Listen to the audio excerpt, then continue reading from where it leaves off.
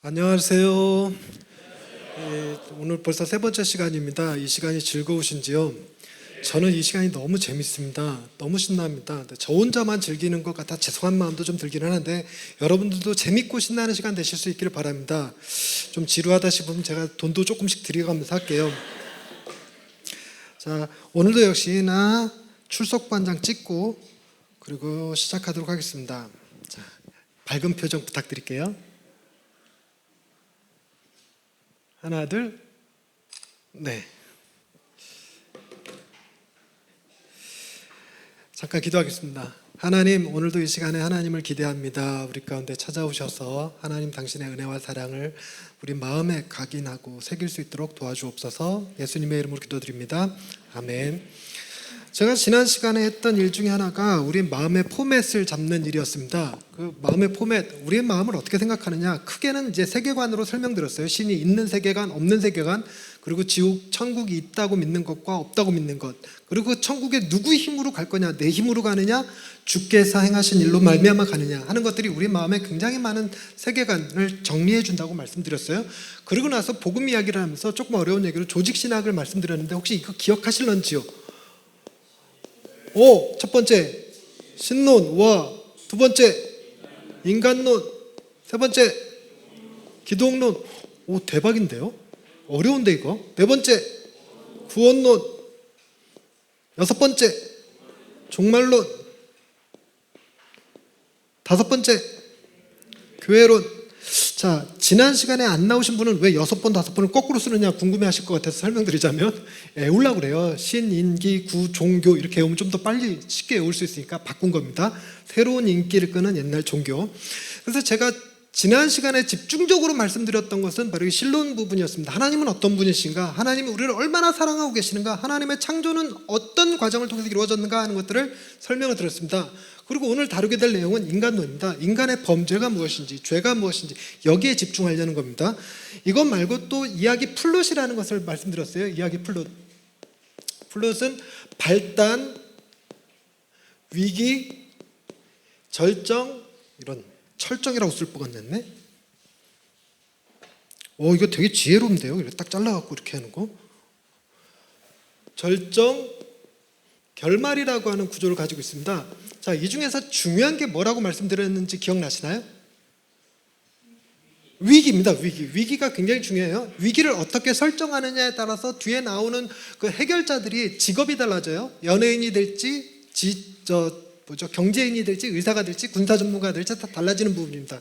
그래서 이 발단 부분, 하나님의 창조를 지난 시간에 제가 말씀드렸다면 오늘은 타락 부분을 말씀드릴 거고, 다음 주에는 구속 부분에 대해서, 그리고 마지막에 회복의 분야에 대해서 다음 주에 구속과 회복을 다루게 될 거고, 오늘은 여기 타락에 집중을 할 겁니다. 타락에.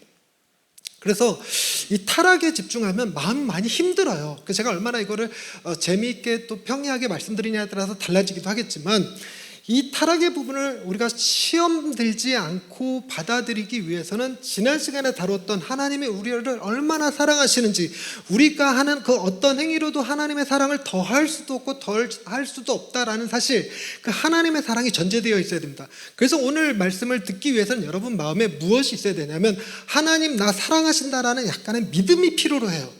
하나님 여러분 사랑하십니다.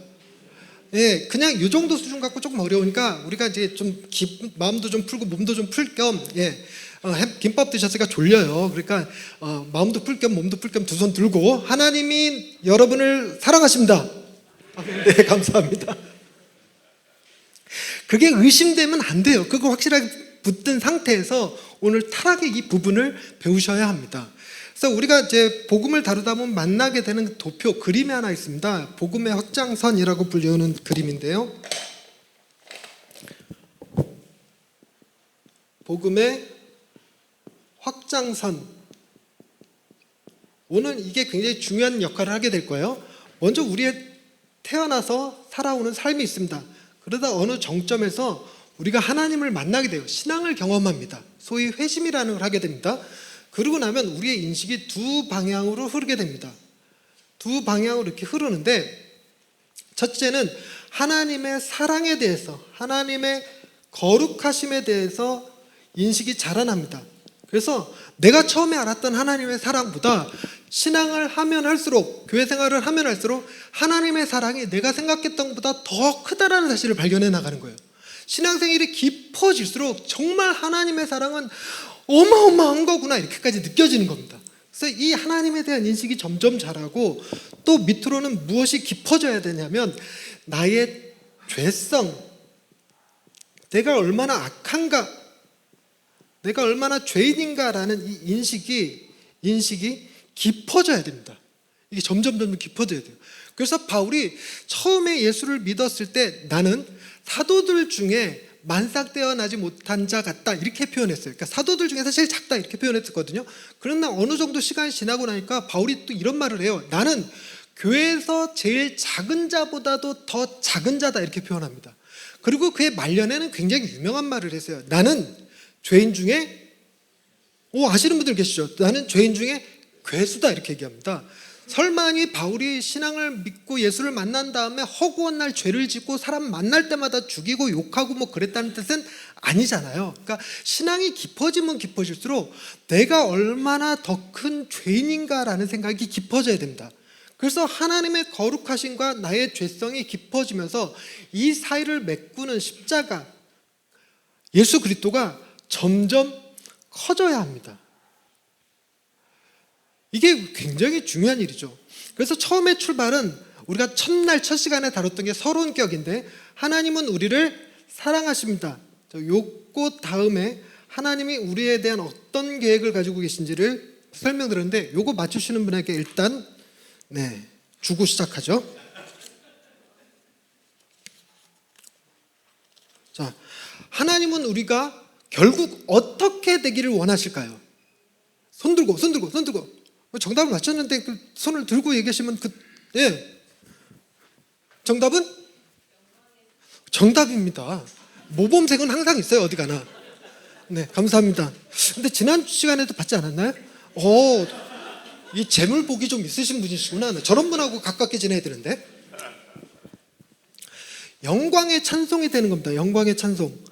하나님의 영광의 찬송이 되는 것을 우리의 수고한 노력이 아니라 하나님께서 그렇게 하시겠다고 하는 언약이거든요. 약속입니다. 약속. 그래서 하나님의 사랑과 언약, 하나님의 약속을 믿는 것이 우리 신앙의 출발입니다. 거기서 출발해서 우리는 점점 나의 죄가 깊어지고 하나님의 사랑이 커져서 이 사이를 메꾸는 예수 그리스도의 십자가가 점점 커져서 나중에 나의 자랑은 무엇이 되어야 되냐면 예수 그리스도의 십자가가 나의 자랑이 되어야 돼요. 그게 이제 신앙의 성숙, 성장 이런 표현을 쓰게 됩니다. 그런데 우리는 희한하게 이게 예수님을 만난 다음에, 신앙을 고백한 다음에 이렇게 하나님의 사랑이 커지다가 나의 죄성이 깊어지다가 어느 순간에 점점점 이렇게 가요. 평행선으로 가서 예수 그리스도의 십자가가 점점 커지는 것도 아니고 나 처음에 알던 그 예수님 지금도 알고 뭐 이런 수준으로, 그래서 어느 순간에는 나 이 정도면 괜찮은 것 같아, 뭐 이 정도면 믿음이 있는 것 같아, 이런 느낌을 갖게 됩니다. 그러다가 이게 약간의 교만이 들어오면 나 좀 괜찮은 사람 같은데 이러고, 예수님도 내가 많이 아는데 이러면서 예수님이 난지 내가 예수님인지 헷갈려 버리는 수준. 그래갖고 예수님을 나의 동역자 취급하고 나의 시다바리 취급하고 나중에는 나를 돕는 램프의 요정 지니쯤으로 취급하는 그런 오류까지도 범해요. 이런 사실 때문에 문제가 되는데, 그래서 신앙생활이란 결국 복음 중심적인 삶이란 이게 점점 커져서 나의 죄와 하나님의 거룩하심 사이를 메꿔주는, 다리를 연결해주는 예수 그리스도에 너무 커지는, 그래서 그 그리스도의 십자가가 내 삶의 전부인 것 같이 느껴지는 순간까지 가야 되는데, 이르기 위해서 우리는 날마다 회개와 믿음을 반복하는 삶을 살아야 됩니다. 여기 이제 다음 시간에 가서 정확하게 한 번 더 설명할 테니까 이제 이런 게 있다라는 그림, 도표만 좀 이해하시면 좋겠어요. 회개와 믿음을 계속 반복하는 것이 신앙인의 삶의 자세입니다. 우리는 뭐 해야 되느냐? 날마다 회개와 믿음을 반복해야 된다. 그러면 뭘 회개할 것이며 뭘 믿어야 될 것이냐 하는 것이 중요한 문제가 되겠는데, 회개는 위선과 행위를 글씨를 희한하게 쓰고 있어 나 지금. 위선과 행위를 회개하는 것이고, 믿음이란 칭의와 양자를 믿는 것입니다. 요건 이제 말만 익숙하게 보시고 다음 시간에 또 설명할 거니까. 오늘의 주된 포커스는 어디에 맞춰질 거냐면 요 부분에 맞춰질 겁니다. 우리가 얼마나 죄인인지를 알아야 그 죄를 회개할 힘도 가질 수 있습니다. 그런데 이 말 자체는 뭐냐면, 이 말 자체, 우리가 회개하라 그러면 거짓말한 거, 도둑질한 거, 욕한 거, 사람 때린 거, 뭐 이런 거 회개할 생각하시거든요. 그러다 보니까 이번 주 한 주 동안 살면서 딱히 누구한테 때려본 것도 같지 않고, 뭐 욕해본 것 같지도 않고, 딱히 거짓말도 안 했던 것 같고, 별로 그렇게 크게 뭐 문제 삼을 거 없어 보이는데 이런 생각이 들기도 합니다. 그러면 뭘 회개해야 될지도 몰라서 그냥 하나님, 내가 알고 지은지 모르고 지은지 알아서 다 해결해 주시고 뭐 이렇게 가는 수밖에 없어요. 그러니까 우리 회개가 약간 뜬구름 잡는 소리로 끝나버릴 수 있습니다. 근데 여기서 말하는 회개란 뭐냐면 위선, 나는 괜찮은 사람인 것 같아 라고 생각하는 거. 그래서 난 괜찮은 사람인 것 같아를 우리는 보통 어떻게 이해하냐면, 옛날보다 내가 좀 나아진 것 같아. 옛날에는 그렇게 하나님 무시하고 뭐 내 믿고 뭐 다 철부지 같이 그러는데 요즘은 좀 괜찮아진 것 같아. 이게 위선입니다. 그리고 가장 많이는 위선이 어디서 나오냐면 쟤랑 비교해 보니까 나 괜찮은 것 같아. 그러니까 교회 안 다니는 사람들하고 뭐 이 시간에 지금 불금이라고 부어 마셔 먹고 죽자 이러고 있는 사람들에 비하면 우리는 성령의 술을 그 주님을, 그들은 좀 다른 주를 마시지만 우리는 좀 제대로 된 주 마시면서 뭐 이러고 있으니까 그들에 비해서 나 제법 괜찮은 사람이라는 생각 들기도 하고, 심지어는 우리 신앙생활 같이 하는 주변 옆에 사람 보면서 내 남편보다 내가 괜찮은 것 같고 저 집사님보다는 내가 좀 괜찮은 것 같고 이런 느낌이 들어요. 그래서 나 정도는 돼야 집사도 하고 권사도 하고 장로도 하지 이런 생각 살짝 올라오는 거, 이런 거를 위선이라고 합니다. 근데 이걸 회개해야 된다는 거예요, 위선. 근데 저도 이렇게 공부하면서 위선이 나쁘다라고 하는 것까지는 뭐 별 문제 없이 받아들였습니다. 근데 오늘 중요하게 봐야 될 거는 이 행위라는 게 뭐냐라는 것입니다. 행위를 회개해야 됩니다라고 말하는데, 행위를 회개해야 된다 말하는 거, 정답부터 말씀드리자면 하나님을 기쁘시게 하려고 했던 모든 것.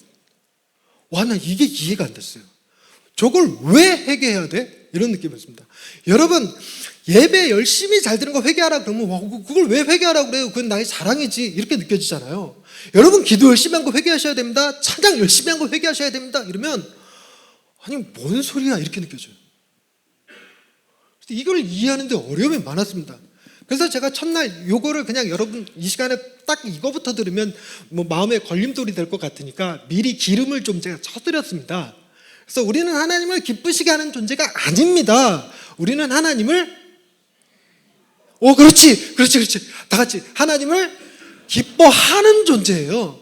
그래서 소유리문답 제1번도 하나님을 영화롭게 하고 그분을 영원히 즐거워하라지 하나님을 기쁘시게 해드리라가 아닙니다. 우리 인생의 목적이 하나님을 기뻐하는 거지 기쁘시게 하는 게 아니라는 거예요. 그런데 우리는 내가 조금 잘하면 하나님을 기쁘시게 할 수 있을 것처럼 했어요. 그러니까 이게 무엇이 문제냐면, 하나님을 내 수준으로 끌어다 당겨놓고 내가 이렇게 하면 하나님 좋아하시겠지, 뭐 예배 열심히 드리면 하나님 좋아하시겠지, 내가 11조에다가 감사헌금에다가 선교헌금에다가 구제헌금 더블로 얹어갖고 헌금하면 하나님 좋아하시겠지, 내가 10명을 전도해서 금년에 전도왕 되면 하나님 기뻐하시겠지, 하늘의 별과 같이 나를 여겨주시겠지, 이런 마음들이 인간의 마음에 죄와 욕심과 탐욕을 낳는다는 거예요. 이게 죄라는 거예요. 죄.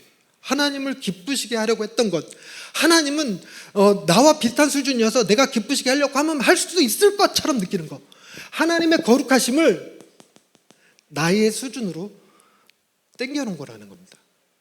나는 그 무엇으로도 하나님을 영화롭게 영광스럽게 기쁘시게 이런 거 할 능력이 없다는 겁니다. 그래서 실제로 우리가 하나님께 드리는 영광은 내게서 나온 것으로 드리는 것이 아니라 하나님이 내게 주신 그 영광을 가지고 하나님께 돌려드리는 방식으로 합니다. 그래서 내게서 나온 것이 아니라 하나님이 내게 주신 것으로 하나님께 드리는 거예요. 그것이 영광이라고 그래요. 그래서 이 문제를 해결하는 것이 오늘의 목표가 되겠습니다. 그래서 그림을 다시 한번 이해하자면 이게 복음의 확장선이라는 겁니다. 내가 하나님을 믿고 회개하고 신앙인이 되었을 때 나의 죄가 얼마나 깊어져 가고 있는가, 또 하나님에 대한 나의 인식이 얼마나 높아져 가고 있는가, 이거를 점검하고 점점 넓혀가서 여러분들이 하나님의 거룩하심은 더 크게, 나의 죄는 더 깊이 느끼는 사람이 되어서 바울처럼 나도 죄인의 개수입니다, 이렇게 고백하는 사람이 되는 게 좋아요. 그래서 그 비슷하게 그 느낌을 지난 시간에 제가 한번 다뤄봤습니다. 한 분 대답해 주셨거든요. 가해자가 있고 피해자가 있다. 둘 중 누구의 생명이 더 귀하냐? 정답은 똑같다. 지난 시간에 배웠죠. 그런데 이게 쉽게 동의되지 않는데, 피해자 자리에 하나님을 놓으면 가해자 자리에 뭐가 나올까? 이게 쉽게 고백할 수 없는 문제인 거예요. 내가 예수 죽인 죄인입니다, 이 고백을 할 수 있는 힘, 그것은 단순히 앞에서 하니까 대충 눈치껏 문맥상 이렇게 나라고 대답해야 돈 10,000원도 받을 수 있으니까 그런 대답이 아니라, 진실로 내가 정말 죄인입니다, 예수를 내가 죽였습니다, 이런 고백이 나올 수 있으려면 단순히 배우는 것 갖고 되는 게 아니라 내 죄가 무엇인지를 아는 것이 굉장히 중요하겠죠. 요거 그림 이따가 다시, 그렇게 지금 공간이 없으니까 이거 지우고,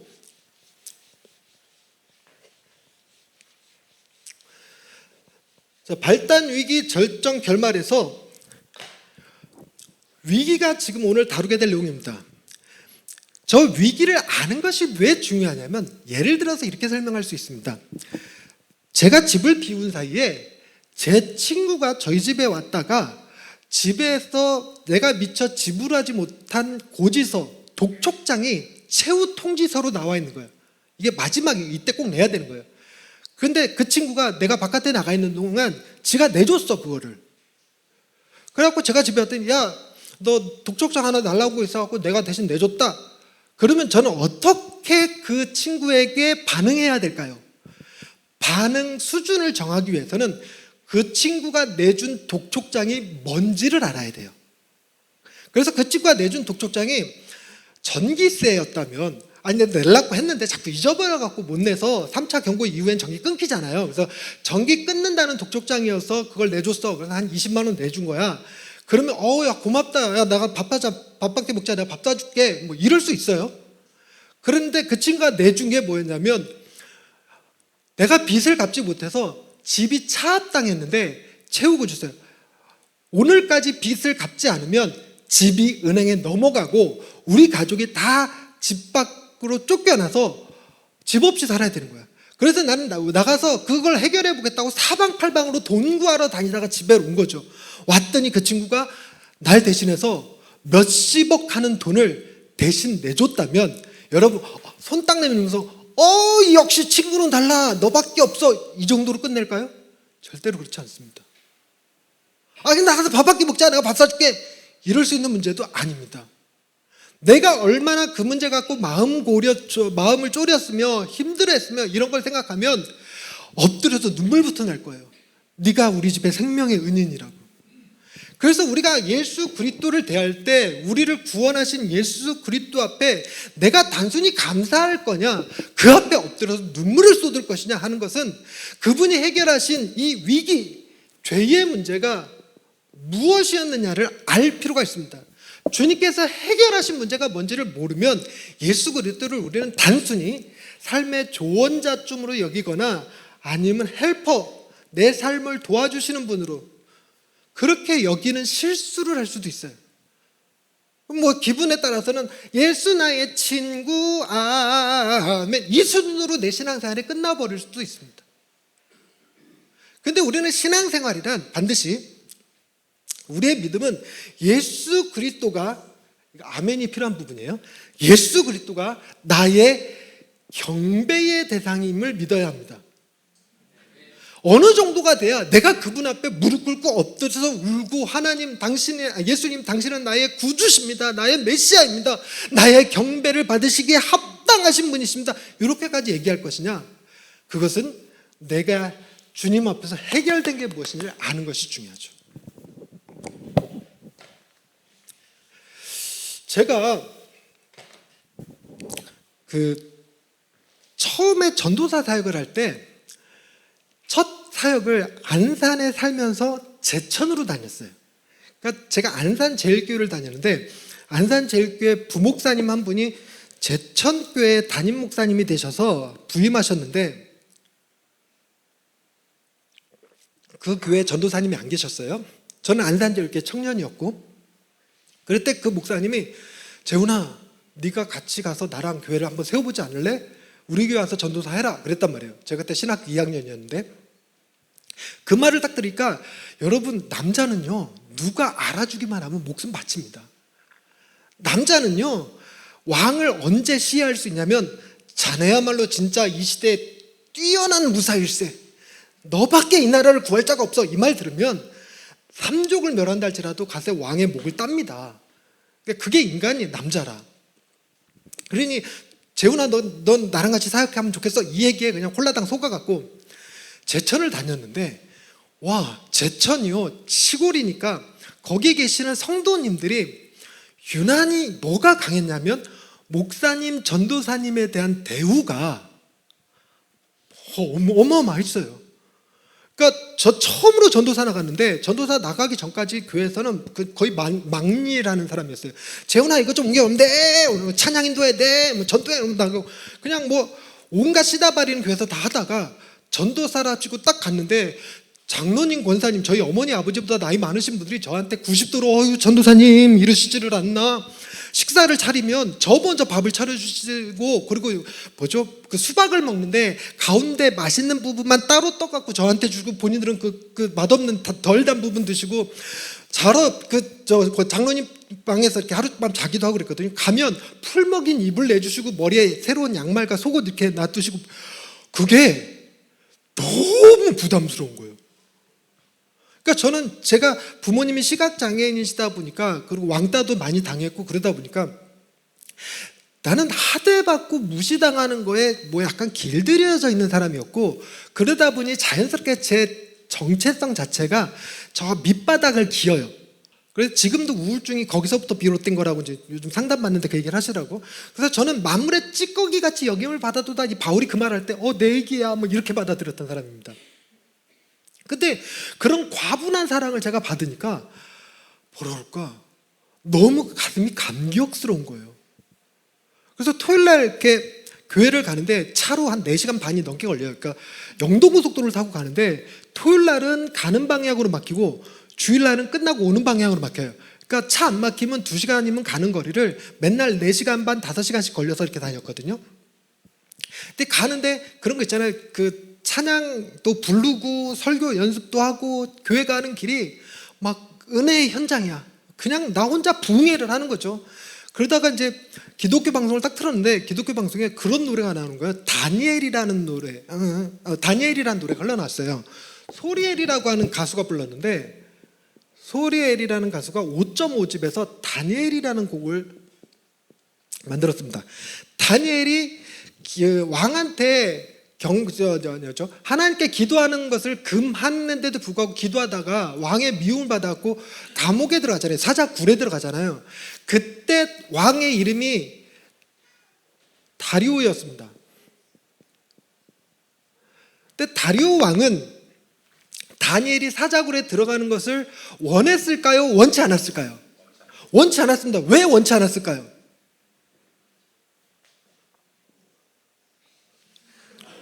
동성동본이거든. 근데 이 내용을 가지고 다니엘이라는 노래를 만들었는데 다니엘이라는 노래가 이렇습니다. 다니엘을 사자굴 속에 집어넣고 다리오 왕이 다음날 아침에 와서 사자굴의 문을 치운 다음에 이럽니다. 다니엘아 네가 섬기는 여호와 하나님께서 사자의 입에서 너의 영혼을 능히 구하셨느냐 하고 물어봅니다. 그때 다니엘이 이렇게 고백해요. 왕이시여 죽음을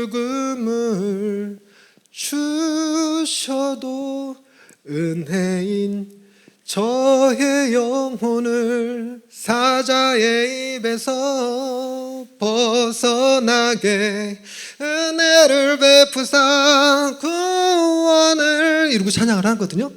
그런데 이 말에 나도 모르게 운전 중에 아멘이 터져버렸어요. 굉장히 부족한 나를 너무 좋은 교회 보내주셔서 그렇게 비참한 낮은 자존감, 열등감으로 살던 나에게 그렇게 극진한, 말도 이상하게 하네, 극진한 대우를 막 받게 하시니까 딱 지금 죽어도 은혜겠더라고요. 그래갖고 아멘이 딱 터지고 눈물이 왈칵 쏟아져 버렸습니다. 그런데 울다가 눈 딱 떠보니까 고속도로에 차가 앞에 밀려 있는 거예요. 그래서 그 브레이크를 팍 밟고 지금은 말고요 이렇게 외쳤던 기억이 있습니다. 그런데 이제 교회 가서 다니엘서를 찾아봤는데 저 워딩이 없어요. 알고 봤더니 저 다니엘이라는 노래를 쓰신 분의 애드립에 내가 죽을 뻔한 거야. 그리고 또 한 번은 제가 이제 안산에서 그 광나루로 신학교를 다녔습니다. 광나루로 신학교를 가기 위해서는 서울 외곽순환고속도로를 타고 가다가 강동 IC를 빠져나와서 올림픽대교 건너서 학교를 갔어요. 근데 강동 IC 딱 빠져나오면 거기가 이렇게 곡선이 있고 곡선 끝에 신호등이 하나 있습니다. 이렇게 휙 돌아가고 이렇게 가는 건데 거기를 운전하면서 가는데 기독교 방송을 딱 들었더니 처음 듣는 노래가 나왔어요. 그 주님 말씀하시면이라는 찬양, 주님 말씀하시면 내가 나아가리다 하는 찬양이 있습니다. 그 뒷부분이 이렇게 돼 있어요. 연약한 내 영혼 통하여 일하소서라는 가사가 나왔는데 제가 하나님을 한때 떠났었거든요.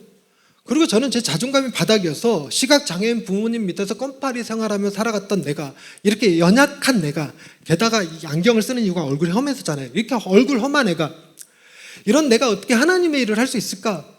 이런 마음이 있었는데, 그럼에도 불구하고 제 마음에 이 찬양을 통해서 무슨 욕심이 들어왔냐면, 정말 하나님 난 연약합니다.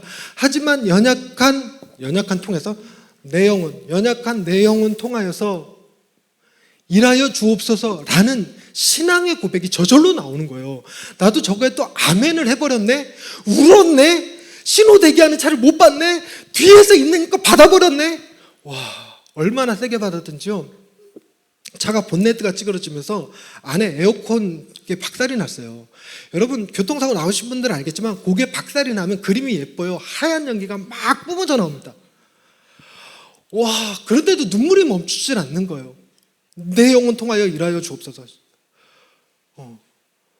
그런데 그때 이 트라우마 때문에 제가 그 놀이공원 가서 범퍼카를 못 타요. 너무 싱거워. 에이틱 박을래면 말이야. 그냥 꽝 박아야지. 그때 제가 깨달은 게 있어요. 이때 깨달은 게 뭐냐면 운전 중에 기독교 방송은 위험하다. 여러분, 기독교 방송 위험한 방송입니다.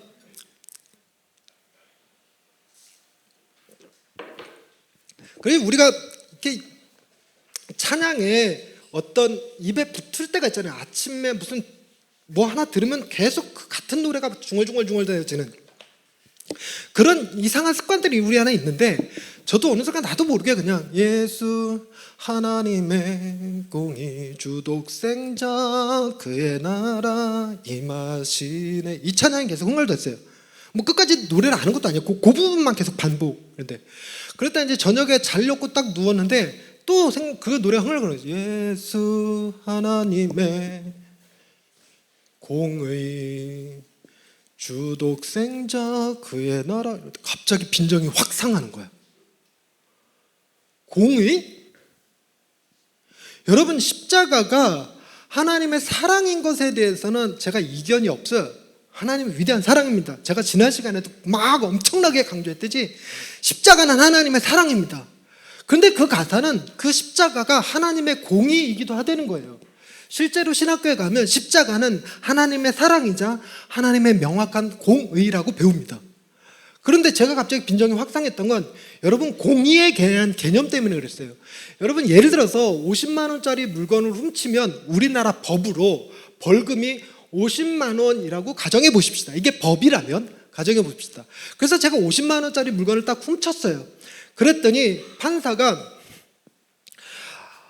개척교회 목사님이 얼마나 힘드셨으면 그걸 훔치셨어요. 애도 아프시다면서요. 참 힘드시죠. 그러니 정상 참작해서 목사님은 그냥 5만 원만 내세요. 벌금으로 5만 원만 내세요. 그럼 여러분 이거 공의일까요? 아닐까요? 아니에요. 이거 공의 아닙니다. 근데 반대로 아니 사회에 모범을 보이셔야 되는 목사님이 아무리 힘들고 어렵다고 해도 그렇지 훔친다는 게 말이 됩니까? 남의 소유에 손을 대다니요. 그래서 모범이 뭐죠? 뭘 삼기 위해서? 반명사? 아닌데? 그걸 뭐라 그러지?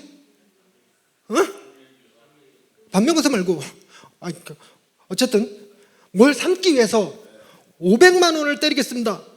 딱 이래버리면 저건 공의일까요? 아닐까요? 아닙니다. 공의는 오직 뭐만 공의냐면 이 50만 원만 공의입니다. 이 50만 원만.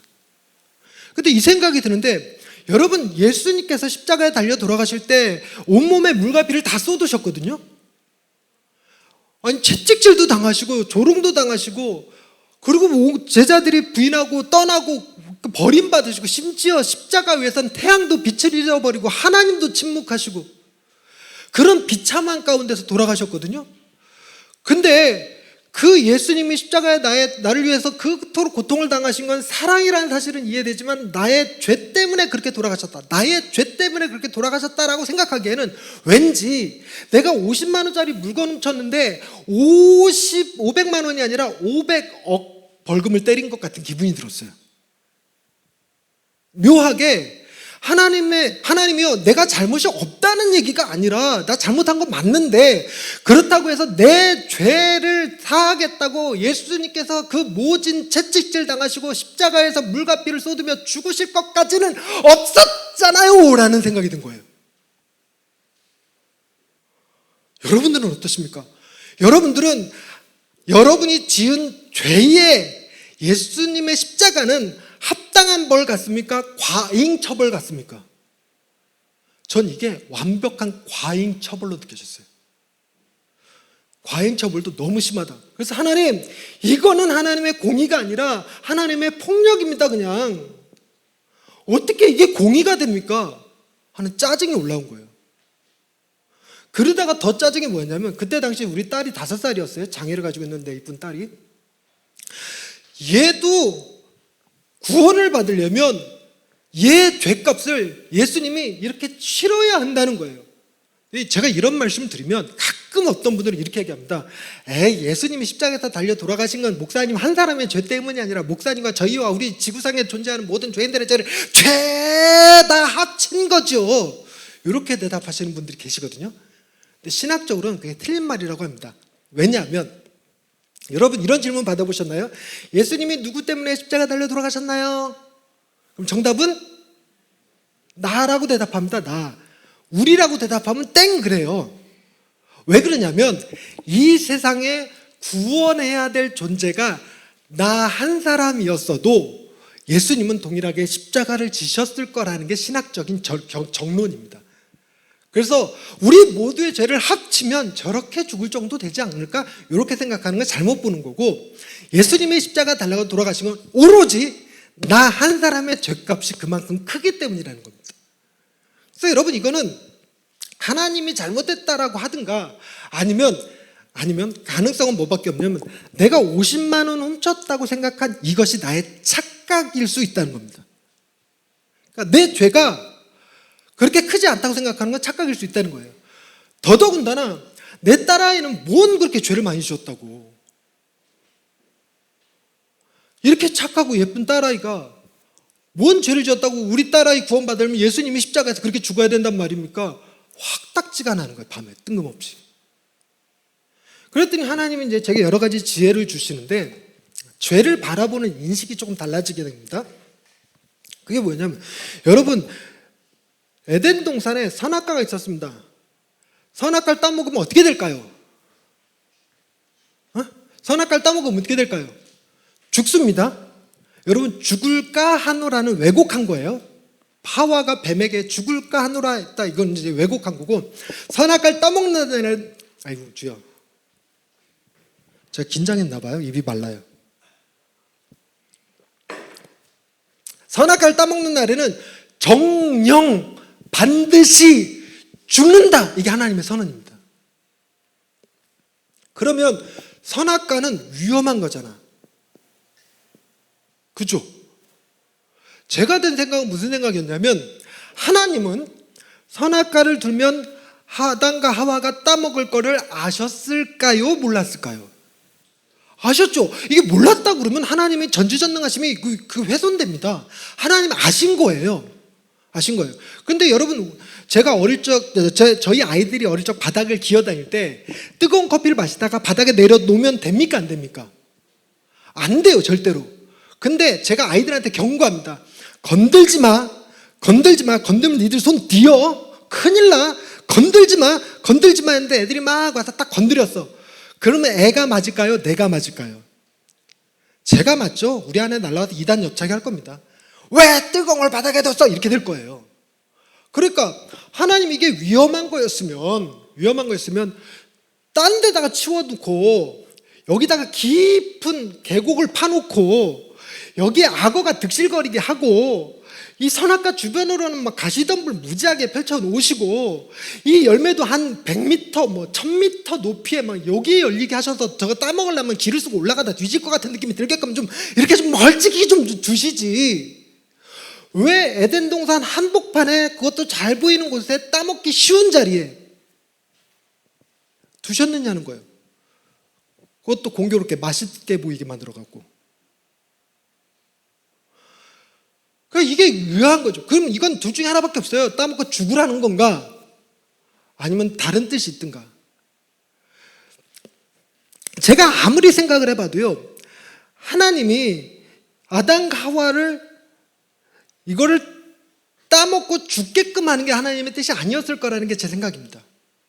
하나님이 저 선악과를 두셨을 때에는 저걸 따먹을 걸 아시고 난 다음에 대안까지 마련이 된 다음에 선악과를 두셨을 거라는 게 제 생각입니다. 그래서 우리는 그 대안을 알고 있습니다. 선악을 따먹은 애들을 죽이는 게 하나님의 뜻이 아니라 그렇게 죄 지은 인간들을 대신해서 하나님께서 에덴 동산에 선악과를 둘 때 이미 골고다에 십자가를 나무처럼 그러면 안 되지. 이미 골고다에 십자가를 계획해 두셨다는 거예요. 우리의 생각으로는 이 선악과가 도대체 얼마나 중요하길래 저거를 따먹을 걸 알면서도 그 따먹을 사람들을 위하여 당신의 아들을 십자가에 내어주실 것을 작정까지 하시면서까지 선악과를 두셨느냐는 겁니다. 이 말인즉슨 여러분, 선악과를 둘 때 아담과 하와가 이 땅에 존재하기 전부터 하나님께서 창조하실 때 창조의 계획 속에 뭐가 들어가 있었던 거냐면 십자가가 들어가 있었다는 겁니다. 즉 십자가가 지금으로부터 2000년 전에 즉흥적으로 이루어진 사건이 아니라는 거예요. 하나님의 놀라운 깊은 경륜과 계획 속에서 세워져 있던 겁니다. 그러니 우리가 접근해야 될 거는 이 선악과를 따먹는 것이 얼마나 큰 죄인가, 저게 어떤 의미인가를 좀 알 필요가 있다는 겁니다. 그런데 기본적으로 여러분, 이 선악과를 따먹었을 때 하나님이 얼마나 화가 나셨을까 하는 겁니다. 얼마나 화가 나셨을까? 여러분, 그 야곱이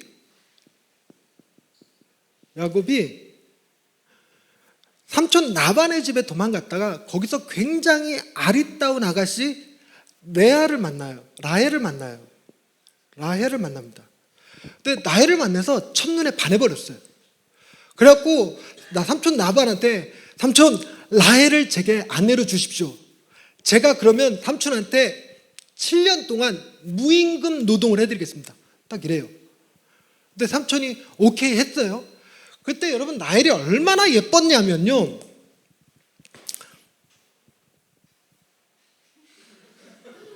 이 중에는 없는 것 같아. 예뻤어요. 그래서 라헬을 위해서 7년을 수일처럼 여겼습니다. 수일처럼 여겨서 일했어요. 그랬는데 첫날 밤 딱 치르고 눈 떠보니까 라헬이 아니라 못생긴 그의 언니 레아였습니다. 그때 야곱이 얼마만큼 화가 났을까? 야곱이 얼마만큼 화가 났을까? 그것은 야곱이 라헬을 위해서 일한 횟수만큼, 1번 일한 횟수만큼 화가 나는 법입니다. 제 생각에 7년 일했는데 레아였으니까 라반도 레아도 살았지만 70년을 일했는데 레아였으면 레아 걔도 죽고 라반도 죽었어. 누구 하나 뭐라고 할 사람이 없어. 그게 진노가 그렇다고요. 분노가. 그리고 또 하나는 두 번째로 얼마나 사랑했는지 하는 거예요. 이 사랑의 크기에 따라서 배신감이 이루 말할 수 없어요. 이 사랑이 크면 라반을 죽일 수도 있고 라헬만 빼돌려서 도망가 버릴 수도 있는 문제입니다. 이처럼 우리가 하나님의 선악과를 따먹었을 때 하나님이 얼마만큼 화가 났을까? 여러분, 하늘의 별이 몇 개인 줄 아십니까? 이 어떤 청년이 천문학자한테 찾아가서 박사님 하늘의 별이 몇 개인가요? 물어봤어요. 근데 천문학자님이 하늘의 별은 너무 많아서 셀 수가 없단다. 굉장히 많단다. 도저히 셀 수 없단다. 그랬더니 청년이 그러지 말고 좀 가르쳐 주세요. 근데 지금 얘기하잖아. 못 센다고. 너무너무 많다고. 그러지 말고 좀 가르쳐 주세요. 그랬더니 박사님이 화가 나갖고 그만두게! 그랬더니 그만두게?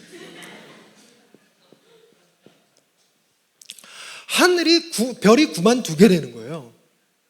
여러분, 하나님이 선악과를 따먹은 사람들에게 얼마만큼 화가 났느냐면 하나님이 인간에게 해주셨던 모든 것에 크게만큼 화가 나는 거예요. 그리고 또 한 가지가 하나님이 우리를 얼마나 사랑하셨는가, 그 사랑의 크기만큼 화가 나시겠죠. 만물을 지으시고 보시기에 좋았다 그래놓고 아담과 하와를 당신의 형상대로 지으신다면 심히 좋았더라 이렇게 얘기했습니다. 그만큼 하나님 화가 나시는 거예요. 배반감이. 그러면 이 선악과라는 게 도대체 뭘까? 이것의 의미는 이제 신학자들마다 여러 가지로 달라집니다. 달라지는데 한 가지 엿볼 수 있는 게 있었어요. 그게 뭐냐면 여러분, 이 요셉이라는 인물이 보디발의 집에 종으로 팔려갑니다. 근데 요셉이 워낙에 똘똘했어요. 그러니까 하는 것마다 다 잘 됐어요. 그래서 보디발이 요셉을 굉장히 총애했습니다. 그래갖고 요셉한테 모든 전권을 넘겨줍니다. 전권을 넘겨줬다는 얘기는 뭔 말이냐면 요셉, 네가 종을 살 수도 있고 팔 수도 있고 마음에 안 들면 죽여버릴 수도 있어. 요셉, 네가 집을 리모델링 할 수도 있고 터가 마음에 안 들면 이사도 갈 수 있어. 네가 알아서 다 결정해. 이거였습니다. 그리고 보디발은 왕의 시위대장, 왕을 측근해서 보필하는 군인이었어요. 그러다 보니까 집을 비우는 날이 많았습니다. 집을. 그러니까 요셉은 집에서 할 수 없는 일이란 존재하지가 않았어요. 자기가 뭐든지 다 할 수 있어요. 신부는 종이었지만 뭐든지 다 할 수 있었어. 단 하나, 보디발이 다 네 마음대로 해. 그러나 딱 하나는 안 되는데 그게 뭐냐면 내 아내는 건드리지 마였어요. 내 아내는 건드리지 마. 아내는 건드리지 마. 근데 요셉이 보디발이 없는 집에서 보디발의 아내가 보이지 않는다면 자기가 주인인 줄 알까요? 종인 줄 알까요? 주인인 줄 알아요. 호의가 반복되면 권리인 줄 아는 거 아시죠? 비슷한 느낌이에요. 내가 이 집에서 못하는 게 없어. 종들 사고 팔고 죽이고 다 할 수 있어. 근데 내가 종이다? 그럴 수 없어. 나는 주인이야. 이런 느낌이 들기 쉽습니다. 그런데 언제 자기가 이 집의 주인이 아니라 종이라는 생각을 갖게 되냐면 보디발의 아내가 눈에 띌 때마다, 보디발의 아내가 눈에 띌 때마다 나는 이 집의 주인이 아니라 종이구나를 알 수 있습니다. 그걸 인식하는 거죠.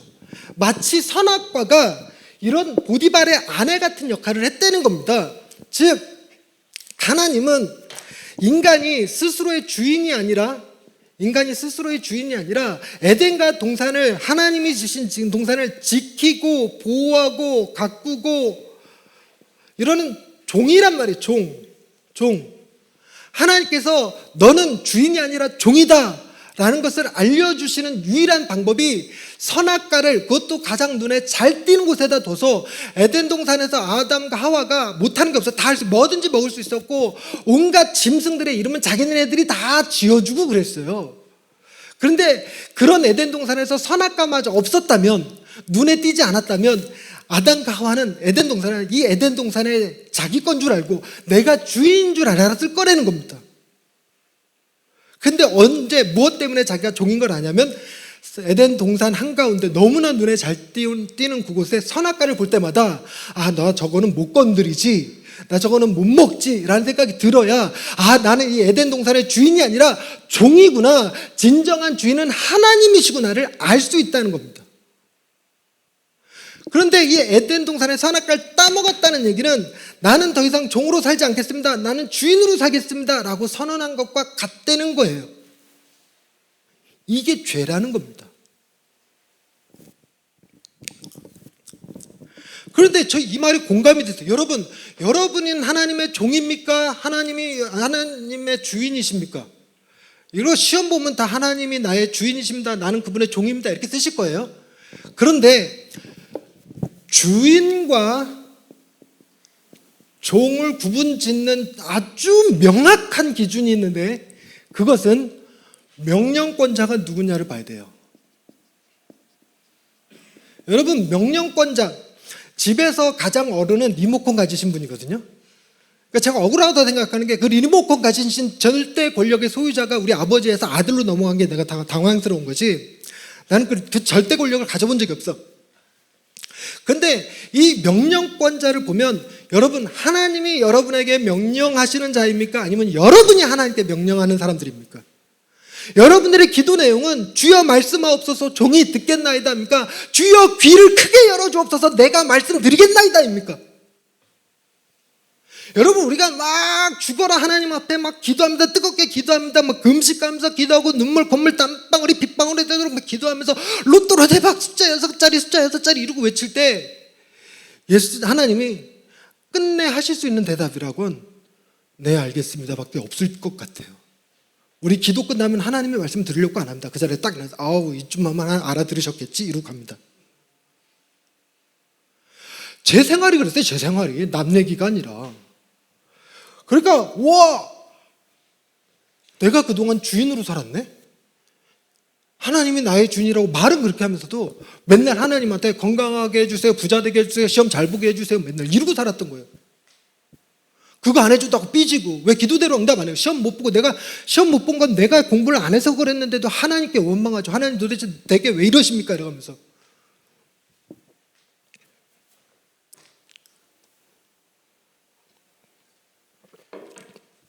예전에 기도원에 갔더니 내가 하나님의 일을 하면 하나님이 나의 일을 해주신다 라는 이게 캐치프레이즈처럼 딱 걸려 있었어요. 난 저게 성경 말씀인 줄 알았어. 그래서 하나님을 일시키는 좋은 방법이 뭐야? 내가 하나님의 일을 하는 거예요. 내가 하나님의 일을 하는 건 어설퍼도 하나님이 나의 일을 하시면 퍼펙트하게 했을 테니까. 그래서 죽어라 하나님의 일을 했는데, 애가 장애를 가지고 태어나는 건 너무 괴로운 일이었어요, 솔직히. 근데 내 신앙이 바로 이런 형태였던 거예요.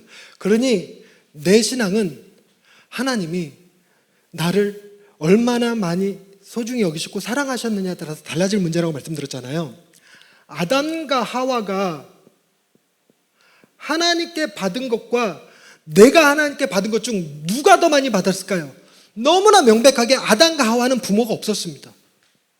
저희 부모님이 시각장애인이긴 하셨어도 저에게 어머니가 계시고 아버지가 계셨다, 그분들의 사랑을 받고 자랐다니 굉장한 축복입니다. 내가 지금도 어머니 생각하면 눈물 찔끔 흘릴 수 있는 거 어마어마한 축복이에요. 아담과 하와는 그거 몰랐어요. 없었단 말입니다. 그리고 아담과 하와는 절대 배꼽이 없잖아. 탯줄로 자른 게 아니니까. 나는 배꼽 있잖아요. 그래갖고 어디가 앞인지 뒤인지 구분이 돼. 그런데다가 결정적으로 예수 그리스도를 아담과 하와는 받은 게 아니잖아. 하나님은 나에게 모든 걸 다 주셨어. 부모님도 주셨어. 예쁜 교회와 같이 신앙생활 할 수 있는 친구들, 그리고 복음을 가르쳐 주실 수 있는 목사님 다 주셨단 말이에요. 거기에 예수 그리스도까지 주셨어요. 그러니까 내가 받은 게 월등히 더 많은 거지. 하나님이 아담과 하와에게 화를 내셨던 것보다 더 큰 화를 내게 내실 것만 같았어요. 하나님이 아담과 하와를 사랑한 것과 나를 사랑한 것 중 누구를 더 많이 사랑하셨을까? 하나님이 나에게 아들을 주실 만큼 사랑했는데 그거보다 더 큰 사랑이 존재하지 않는다. 우리 첫 시간에 계속 제가 강조해서 말씀드린 거잖아요. 그거보다 더 큰 사랑 받은 게 없는데, 근데 그 엄청난 사랑을 받은 내가 여전히 하나님을 나의 종처럼 부려먹고 살았다는 건 사실 그 하나가, 내가 하나님이었어도 진짜 죽일 판인 거죠. 단순히 거짓말했다, 도둑질했다, 11조 떼먹었다, 새벽 예배 빼먹었다 정도가 아니라는 거죠. 그러니까 무슨 생각이 드냐면, 과연 예수 그리스도의 십자가가 내 죄를 온전히 사해 주는 거 맞을까 하는 의심까지 들었어요. 처음에는 예수님의 십자가가 하나님의 공이라고 하는 말이 폭력처럼 느껴졌는데, 즉 500억 때린 것 같은 기분이었다가 이 묵상을 하고 나니까 5만 원 맞은 것 같은 기분인 거예요. 과연 이거 갖고 해결이 될까? 불안한 거죠. 불안한 거예요. 그리고 더 불안한 건 뭐냐면, 과연 우리 딸은 예수님께서 우리 딸을 위하여 십자가를 지신 게 맞을까 하는 의심이 들었습니다. 여러분, 하나님이 우리를 사랑하신 건 맞아요. 이 땅에 당신의 백성들을 사랑한 건 맞습니다. 그 하나님의 사랑은 너무나도 크고 위대하고 놀라워서 감히 상상하기도 두려울 만큼 엄청나고 미친 듯한 사랑이에요. 근데 그 사랑이 내 거라는 보장은 없잖아. 나를 위해서 십자가를 지셨다는 확증은 없잖아요. 여러분, 내가 예수님의 사랑이 나에게 주어진 사랑이다, 예수님의 십자가의 고통, 정말 그 십자가가 아니면 도저히 해결받을 수 없는 나의 이 죄, 이것이 과연 예수님이 나를 위해서 십자가에 지신 거 맞을까 하는 두려움이, 내 딸을 위해서 지신 게 맞은가 하는 두려움이 생기더라는 겁니다. 그러면서 복음 신학 공부를 하면서 이 죄의 문제가 새롭게 다가왔습니다. 이게 오늘의 핵심이 될 건데,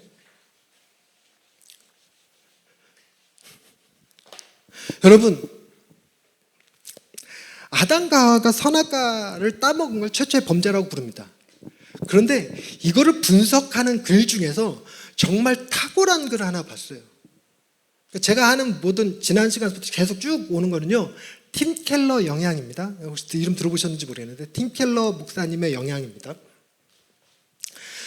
죄가요, 여러분, 선악과를 딱 쳐다보는 순간 그 뱀과 하나님 사이에 뭔가를 하나 결정해야 되는 상황을 맞이하게 합니다.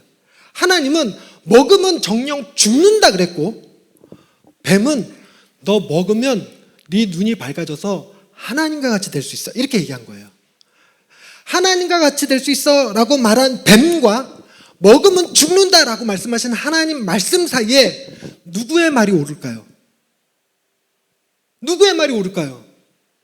하나님의 말씀이 옳아야 합니다. 그거를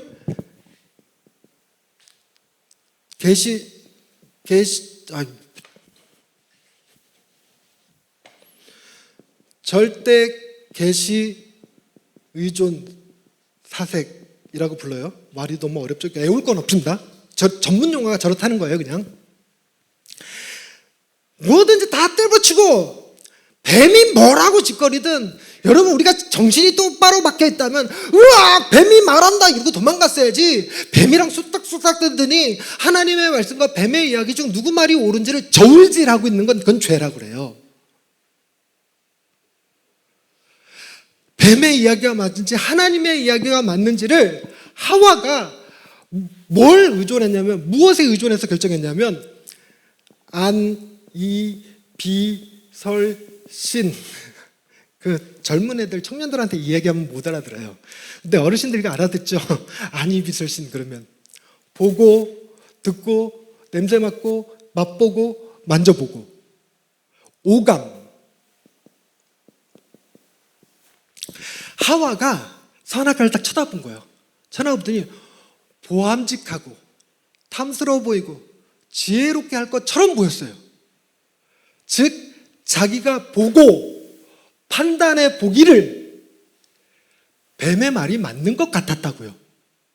그래서 판단 기준이 하나님 절대 계시 의존이 아니라 자기 중심성, 내 안의 생각으로, 이 생각이라는 게 결국 안이비설신 가지고 판단하는 건데, 저걸로 가지고 저거 진짜 맛있어 보이는데, 저거 먹으면 지혜롭게 될 것 같은데, 이렇게 생각한 것 자체를 죄라고 한다고요. 이렇게 생각한 것 자체,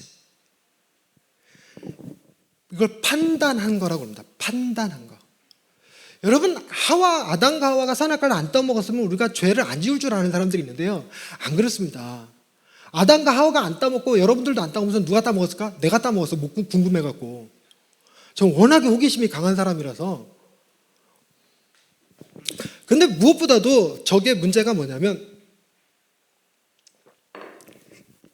자기 중심성이 하나님의 말씀과 세상 가치관 사이에서 누구의 말이 옳은지를 판단하려고 하는 자세, 그걸 죄라고 부릅니다. 하나님이 우리를 존귀하고 보배롭다라고 말씀하셨는데, 세상은 넌 실패자야, 넌 낙오자야, 네가 타고 다니는 차를 봐봐, 네가 입고 다니는 옷을 봐봐, 너는 그냥 별 볼 일 없는 자야 라고 하는 말을 들었어요.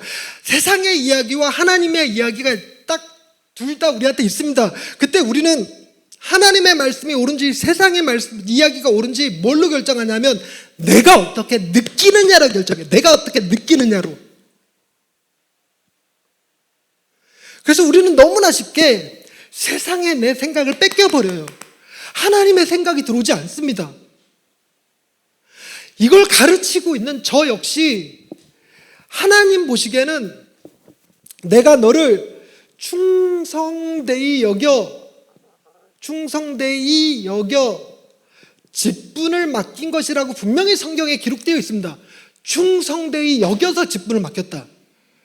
그런데 제가 교회가 시골의 작은 교회입니다. 문 열고 나가면 논밖에 없는 그런 작은 교회예요. 작은 교회에서 20년 동안 무명의 목사로 살다 보니까 내가 과연 하나님 앞에 충성된 것이 맞는지 의심이 들어요. 그래서 나의 충성을 증명하기라도 하려고 막 보다 열심히 공부하고 글 쓰고 책 쓰고 이러면 그게 내가 하나님 앞에 충성하는 것인지, 충성을 하나님께서 이미 나한테 충성되게 여기서 직분을 주셨는데 내가 얼마나 충성스러운 자인지를 스스로 증명하려고 애썼단 말이에요. 그렇게 애썼는데도 불구하고 교회 숫자가 늘어나지 않으니까, 교인들 숫자가 늘어나지 않으니까, 교회가 자립되지 않으니까 자꾸만 실패한 목사 같아요. 나태한 목사 같고 게으른 목사 같고. 저희 교회가 내년이 20주년입니다. 여러분, 교회에서 20년이라고 하는, 목회자에게서 20년은 은퇴 조건이 가능한 나이입니다. 제가 이제 내년이면 은퇴할 수 있는 조건이 돼요. 20년 목회했기 때문에. 근데 이걸 한 사이클이라고 부르는데, 이 한 사이클이 끝날 때까지 교회를 자립시키지 못했다 보니까 내가 도대체 뭐 했나라는 자괴감이 너무 많이 올라오는 거예요. 그러다 보니까 자꾸 우울증이 심해지고 약을 먹게 되고 이렇게 되더라고요. 지금도 우울증 치료를 받으면서, 오늘도 우울증 상담 치료 받고 왔는데, 왜 그게 생기는가? 세상의 말과 하나님의 말 속에 저울질하는 것 때문에 그래요. 저울질하는 것 때문에. 그걸 자기 중심성이라고 불러요. 자기 중심성. 그런데 여러분, 이 자기 중심성에 대해서 바르게 이해하셔야 될 게 있는데,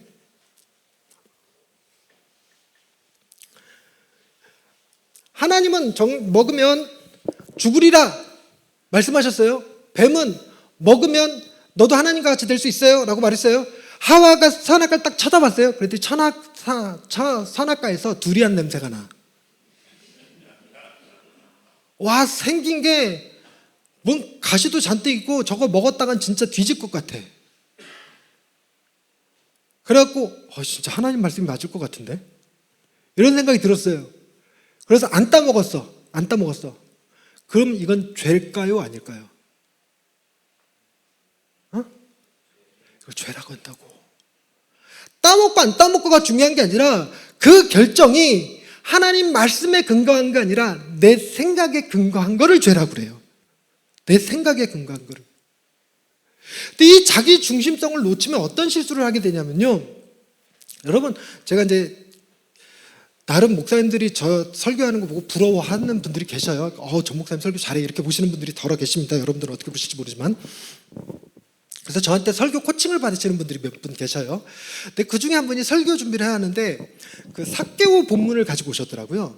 삭개오 본문을 가져오면서 삭개오가 키가 작았고 장애를 가지고 있었고 그 당시에 사람들로부터 따돌림 당하고 있었고 그 사람은 외로웠고 그러니 자연스럽게 이 사람 마음속에 열등감이 있었다. 이 열등감이 우리 모두에게 있다. 참 삭개오는 불쌍하다. 이런 투의 설교였습니다. 그래서 목사님, 열등감이 마치 삭개오를 불쌍히 여길 만한 기준으로 제시되면 안 됩니다. 열등감은 죄입니다. 이렇게 말씀드렸어요. 열등감은 죄입니다. 그랬더니 목사님이 아니 왜 열등감이 죄예요? 그냥 불쌍한 거 아니에요? 그럼 긍휼히 여겨줘야 될 대상 아니에요? 이렇게 말씀하셨어요. 문제는 그 목사님이 저한테 강의를 안 들으신 게 아니고 다 배웠어요. 저한테 다 배우셨는데 이게 막상 마음에 와 닿지 않는 게 뭐냐면 여러분, 열등감이 생기는 이유가 뭐냐면 세상 이야기와 하나님 말씀에 저울질했기 때문에 생겨나는 거예요. 하나님 말씀이 오라 그랬으면 내가 키가 작은 게 무슨 상관이 있고 사람들이 뭐라 그러는 게 무슨 상관이 있어요. 하나님 말씀이 무조건 옳은 거지. 근데 하나님 말씀과 세상의 조롱 사이에 누구 말이 맞는가 스스로 저울하다가 세상 사람들이 말이 맞는 것 같아. 그렇게 되니까 내 마음에 열등감이 생기는 거예요. 저도 그 열등감이 쪄들어 있는 성도고 이거를 불쌍히 여겨야 될 것이 아니라 이게 바로 죄라고 하는 겁니다. 죄. 그래서 죄를 다섯 글자로 자기 중심성이라고 부릅니다.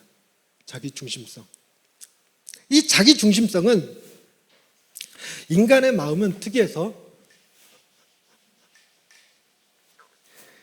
인간의 마음은 항상 두려움과 욕심으로 작동합니다. 그래서 그 자본주의에서 사람들한테 물건을 팔 때 가장 잘 쓰는 게 너 그거 가지면 너도 훌륭한 사람처럼 될 수 있어. 너도 이거 차 타잖아? 사람들이 너를 우러러볼 수 있어. 하는 욕심에 막 자극을 줍니다. 욕심. 그럼 그걸 사게 돼요. 그리고 또 하나 방식이 너 이거 가입 안 하잖아? 사고 났을 때 어떻게 하려고 그래? 집에 불났을 때 어떻게 하려고 그래? 이러면서 두려움을 심어줘요. 두려움을. 그리고 두려움에 반응합니다. 근데 이게 바로 죄예요. 자기 중심성이에요. 두려움과 욕심에 의해서 움직이는 거. 그래서 여러분 이해를 잘 하셔야 돼요. 여기서부터 이제 이해가 좀 안 되실 수도 있지만 여러분, 내가 예수 믿는 거 이게 죄일까요? 아닐까요? 예수 믿는 거. 이렇게 물으면 다 예수 믿는 건 죄 아니라고 생각하는 거예요. 근데 여러분, 예수 믿는 이유가 저 어릴 적에는요, 그 인형극 있잖아요, 인형극. 그 철수 영이 딱 나오더니 얘가 예수를 안 믿어갖고 지옥에 떨어졌는데 지옥에서 막 뜨겁게 뜨거 이러면서 그거 보면서 우리도 막 초등학교 때 그거 보면서 막 울다가 하나님 나도 용서해 주세요, 나도 천국 가게 해주세요, 막 이랬단 말이에요. 자기 두려움에 근거하여서 예수를 믿는 것, 이걸 죄라고 그래요. 또는 반대로 내가 예수 잘 믿으면 천국 가겠지, 내가 예수 잘 믿으면 복 받겠지 하는 자기 욕심에 근거한 것도 죄라고 합니다. 그러니 우리가 회개한다고 할 때 회개 안 하면 지옥 갈 거야 라는 말은 자기 연민입니다. 자기 연민. 회개 잘하면 하나님이 복 주셔서 천국 갈 거야, 이걸 자기 욕심이라고 불러요. 자기 욕심. 그래서 이 두 가지에 의해서 두 가지의 근거에서 하는 회개는 다 죄라고 불러요. 내가 예수 믿는데 죄고 회개하는데 죄, 이게 이해하는데 어려웠어요. 그래서 여러분, 우리가 너무나 많이 이 마음에 어떤 자극을 많이 받냐면 예수 잘 믿으면 물이 변하여 포도주가 될 수 있습니다. 물 같은 내 인생 포도주같이 될 수 있습니다. 주여 내 인생도 포도주같이 되게 주옵소서. 이걸 죄라고 그래요. 욕심에 반응했잖아요. 욕심에. 여러분, 남을 돕지 않고 살면 부자처럼 지옥에 가갖고 물 떠주세요, 물 한 방울 찍어주세요 이러고 살아야 됩니다. 무서워갖고 나도 다른 사람 막 돕기 시작했어. 그 다른 사람을 도운 것을 죄라고 그래요. 두려움 때문에 한 것. 이걸 자기 중심성이라고 부릅니다. 복음은 이 두려움과 욕심을 해결해 주는 방식으로 움직여야 돼요. 즉 두려움이 변하여 담대함으로 바뀌어야 되고, 욕심이 변화해서 겸손으로 바뀌어야 됩니다. 욕심은 그 교만이거든요. 교만. 그런데 도대체 우리는 담대함과 겸손을 가질 수가 없어요. 인류 역사에 담대함과 겸손을 가지신 분은 유일하게 예수 그리스도 한 분뿐이세요. 그런데 십자가가 복음에 하는 위대한 일이 뭐냐면, 하나님이 우리를 얼마나, 아니지, 지금 밑에 이거부터 생각해 봅시다. 여러분, 나는 내가 생각했던 것보다 더 큰 죄인입니다. 이거 아멘이 필요해요. 다시 한번. 나는 내가 생각했던 것보다 더 큰 죄인입니다. 이게 왜 아멘이냐면, 나의 죄를 위해서는 하나님이 당신의 아들 십자가 죽여야 했을 만큼 큰 죄예요. 우리가 생각했던 그 수준이 아니야. 그 순간보다 내가 더 큰 죄인이 아직 못 깨달은 것 정도지. 깨닫으면 우리도 무슨 고백할 거냐? 내가 죄인 중에 계셨습니다, 이런 고백을 할 거라는 거예요. 그리고 또 하나가, 하나님이 나를 얼마나 사랑하는지, 나는 내가 기대했던 것보다 더 큰 사랑받는 자가 되었다. 지난 시간에 저거 다른 거예요. 우리가 얼마나 큰 사랑을 받는지. 근데 이렇게 제가 교인들한테 말씀드리면 이거 못 외우세요. 이것은 우리를 겸손하게 만들고 이것은 우리를 담대하게 만들거든요. 이게 동시에 일어나는 거예요. 동시에 십자가를 바라보면 나는 죄인입니다. 그러나 나는 사랑받는 자입니다. 그러니 우리의 두려움과 욕심이 사라지고 그 안에 담대함과 겸손이 깃들게 되어 있는 게, 이게 복음의 작동 방식이거든요. 복음의 작동 방식. 근데 이거를 잘 못 외우시니까 이거 쉽게 외우는 방법, 그냥 어거스틴이 한 말이 뭐냐면, 나는 사랑받는 죄인입니다예요. 시작. 예, 여러분들은 사랑받는 죄인입니다. 저 사랑도 여러분의 상식을 넘어서는 수준이고, 죄인도 여러분의 상식을 넘어서는 수준으로, 우리는 어마어마한 사랑을 받는 어마무시한 죄인들이에요. 우리는 사랑받는 죄인입니다. 그러니 5글자로 자기 중심성이라고 부르는데, 좀 더 속도를 내서, 딱 이렇게 집회하다 보면 가끔 의심들어요. 시계를 누가 조작하는 거 아닐까, 이런 거. 4글자로 죄를 우상숭배라고 부릅니다. 우상숭배. 이건 지난 시간에 잠깐 다루기도 했어요. 하나님은 사랑과 기쁨과 만족이 충만한 상태로 계셨으며, 그 사랑과 기쁨과 만족이 흘러 넘쳐서 창조가 이루어졌어요. 하나님의 창조에는 다툼도 없고 결핍도 존재하지 않습니다. 그래서 우리는 어떤 식으로 살아가게 돼 있었냐면, 하나님이 넘치게 부어주시는 사랑과 기쁨과 만족을 받아 누리면서 살아가도록 창조가 되었어요. 근데 우리가 범죄함으로 이게 딱 끊어지니까 하나님으로부터는 사랑과 기쁨과 만족을 못 누려서 사람들로부터, 일로부터, 취미로부터, 나의 작업으로부터 사랑과 기쁨과 만족을 얻으려고 목마르게 됩니다.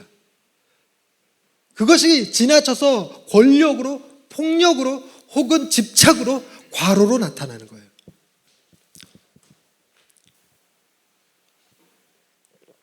하나님만이 주실 수 있는 사랑과 기쁨과 만족을, 우상숭배란, 하나님만이 주실 수 있는 사랑과 기쁨과 만족을 하나님 아닌 다른 것에서 얻으려고 하는 모든 시도들은 다 우상숭배라고 말씀드렸어요. 그래서 우리는 살면서 우상숭배하면서 살아갑니다. 여러분, 우리가 예수 믿는 사람들이 우상숭배 안 할 것 같잖아요. 우리는 보세요. 우리 기도 내용이 다 그 우상숭배예요. 여러분, 우리는 하나님께 사랑과 기쁨과 만족을 구하는 사람들이 아닙니다. 우리는 뭘 구하냐면, 내 생각에 사랑과 기쁨과 만족을 얻을 수 있을 것 같은 연인 주세요, 돈 주세요, 직장 주세요, 명예 주세요 하는 방식으로 구해요. 우리는 하나님한테 사랑과 기쁨과 만족을 받아 누리는 자가 되어야 되는데 그건 거절한 채 내 생각에 이것만 있으면 만족할 것 같아, 저것만 있으면 만족할 것 같아는 결핍된 상태로 내 만족을 채울 수 있을 것 같은 일, 아들이 조금만 성적이 잘 나오면 좋을 것 같고 남편이 조금만 더 많이 돈 많이 벌어오면 좋을 것 같고 뭐 이런 걸로 하나님 남편 뭐 사업 잘 되게 해주시고 애 공부 잘하게 해주시고 이러고 기도하는 거, 이게 우상숭배라고요.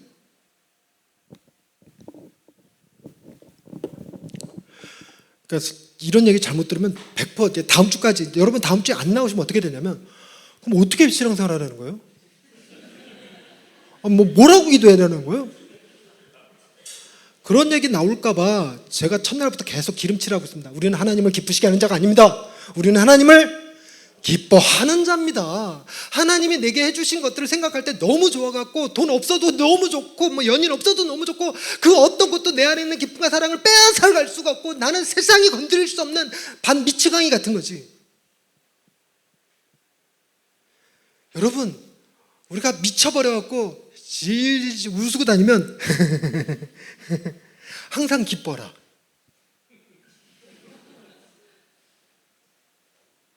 게다가 놀라운 건 이러고 다니는 미치광이들이요, 암에 안 걸린대. 놀랍지 않아요? 그래서 이 자기 중심성도 도저히 우리 못 깨요. 그래서 늘 언제나 우리는 내 두려움과 욕심에 반응해서 성경 읽다가도 죽게 가까이 함이 내게 복이다 그러면 복 받나? 이라고 막 새벽 예배 나가고 이렇게 돼요.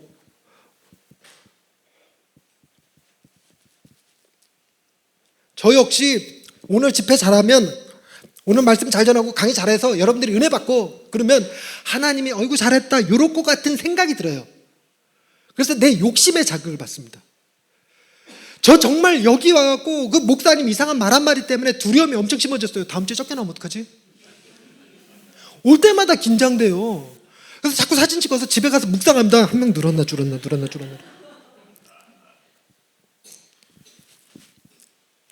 정말 이 자기 중심성은 못 깹니다. 안 깨져요. 그런데 이 우상숭배도 마찬가지입니다. 하나님을 사랑하십니까? 아멘 좀 해주세요. 하나님 사랑하십니까? 나도 하나님 사랑해요. 근데 하나님 뭐라 그러냐면 마음과 목숨과 뜻과 힘을 다하여 사랑하래. 이게 안 돼. 여러분, 아주 미묘하게 하나님을 사랑하는 마음이 99%고 다른 것이 내 마음의 1%를 차지하고 있다고 생각해 봅시다. 이 1%가 저에게는 딸의 건강이에요. 딸이 장애를 가지고 있으니까 딸이 늘 언제나 제 마음의 1%를 차지하고 있습니다. 근데 대부분의 목사님들은요, 저 1% 안에 뭐가 들어가 있냐면 교회 부흥이 들어가 있어요. 교회 부흥이. 그러면 사람의 마음이, 이거는 100명이건 1000명이건 10,000명이고 예외 없이 어떻게 작동하냐면 이 1%를 가지고 99%를 섬기는 일 안 벌어져요. 우리는 언제나 네 1%를 이루기 위해 하나님께 99%인 하나님께 도와달라고 그래요. 내가 내 마음과 목숨과 뜻과 힘을 다해 하나님을 섬기는 것이 아니라 하나님에게 나의 1%를 섬겨달라고 요구하게 됩니다. 그러면서 내가 하나님의 종이라고 그런 생각을 해요. 그게 말도 안 되는 딜레마인데 딜레마로 느끼지도 못해. 기도 많이 하고 하나님 앞에 더 많이 기도해서 나는 참 신실한 주의 종이야 막 이러면서. 저도 마찬가지입니다. 여러분 어느 집회 가면 신실한 하나님이 종이 오셨습니다. 뭐 뜨거운 불의 사자가 오셨습니다. 이런 거 말장난처럼 하시는 분들이 계셔요. 말장난이라도 다 그렇게 하시거든. 아유, 이 목사님 우리 모일 때 야한 농담도 잘하시는 목사님인데 이런 식으로는 절대 얘기 안 해. 근데 여러분, 내가 하나님의 신실한 종이라고 하는 말이 들어서 내가 안수하여 여러분이 병이 떠나가고 이러면 하나님한테, 하나님 제 사역을 섬겨주세요 이렇게 돼요. 내가 이 사람들한테 존경받고 유명해지기 위해서 하나님 나 좀 도와주세요 이렇게. 그래서 우상숭배라는 말에 복음사역, 지금 제가 하고 있는 게 이걸 복음사역이라고 불러요. 이 복음사역조차도 우상의 대상이 됩니다. 우리는요, 저 우상으로부터 절대로 자유로울 수가 없어요. 그래서 이 칼빈은 무슨 말을 했냐면, 우리의 마음은, 인간의 마음은 우상을 만드는 공장이라고 그럽니다. 공장. 우리는 우상을 여 안에서 치워내잖아요. 그럼 또 다른 우상을 만들어버려요. 우상을 계속 만듭니다, 이 안에.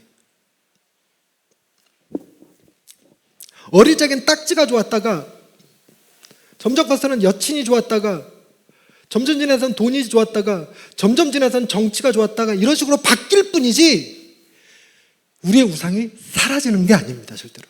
신앙생활 한다고 해서 달라지는 게 아니에요. 우리의 우상이 하나님이 주실 수 있는 그 어떤 것에 아주 사로잡혀갖고 우상 숭배를 해버립니다.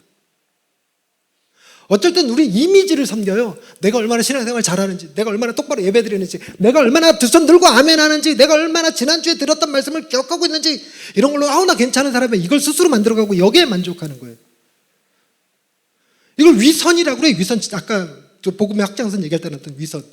그게 우리 안에 이게 있어요, 우상숭배가. 그런데다가 여러분, 우상숭배를 조금만 더 깊이 들어가 보자면요, 여러분, 이 시대에는 하나님의 자리를 완벽하게 능가해버리는 위대한 신이 하나 있는데, 과기경신이라고 부르는 신이 있습니다. 과기경신. 과학 중심주의, 기술 중심주의, 경제 중심주의. 과학 중심주의는요, 여러분, 하늘의 태양이 이렇게 움직이다가 딱 멈춰섰어. 멈춰섰으면 여러분, 목사님한테 가서 그 이유를 물어보시겠습니까? 과학자한테 가서 물어보시겠습니까? 여러분 마음속에, 아니 어떤 놈의 새끼가 기도해갖고 또 태양은 멈춰놨대? 어디서 전쟁 벌이나? 이 생각하십니까? 아니면 아니 왜 무슨 현상이지? 이게 착시현상인가? 그래서 과학자들은 저게 왜 멈췄는지 설명 좀 해주세요, 이러실 것 같으세요. 우리는 다 과학자한테 물어봅니다. 그래서 과학 중심주의는, 과학은 전지할 것 같은 느낌이 들어요. 전지할 것 같은 느낌. 모든 걸 다 알 것 같은 느낌이 듭니다. 그래서 우리는 싱크홀이 생기면, 우리가 지금 이렇게 걸어가는 물리학의 법칙에 따라서 이 바닥이 안전하게 나를 지지해 줄 거라는 믿음이 있으니까 걸어 다니는 거지, 하나님의 강하고 능하신 손이 나를 붙잡고 계시니까 내가 두려움 없이 이 길을 걸어 다닌다, 이러고 있는 게 아니란 말이에요. 우리 이러고 들어가다가 싱크홀이라서 뻥 터지면요, 하나님 나를 싱크홀로부터 구해 주실 줄을 믿나이다 그러고 걸어갑니까? 아니면 싱크홀이 언제 어디서 어떻게 생길 건지 과학자들이 증명해 주기를 원하십니까? 과학자들이 싱크홀 지도를 만들어줘야 마음의 평안이 찾아와요. 그래서 우리는 하나님보다 과학이 더 전지할 것 같아요. 그 다음에 기술 중심주의.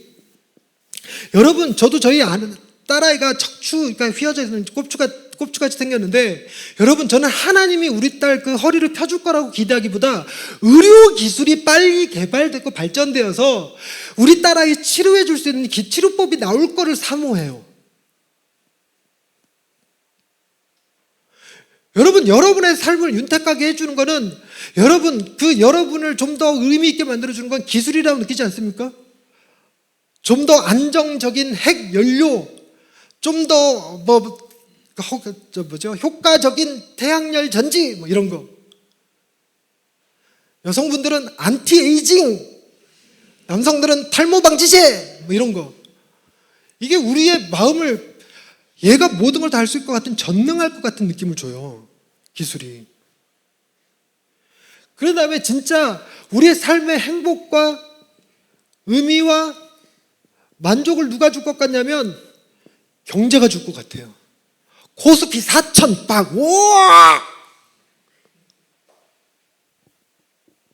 코스피 2,500으로 추락, 그러면 막 교회마다 불 붙을 겁니다. 주여, 이 경제를 불쌍히 여겨 주옵소서, 이 경제를 다시 살아나게 하여 주옵소서, 이 경제로 인하여 고통당하는 이들을 위해, 다 이루고 가요. 우리는 하나님이 우리의 삶의 행복과 의미와 만족을 주는 게 아니라 경제가 그걸 줄 수 있을 거라고 믿어요. 이게 얼마나 강한지, 과기경신이 하나님의 자리를 차지하고 있는 거, 이거 우상입니다.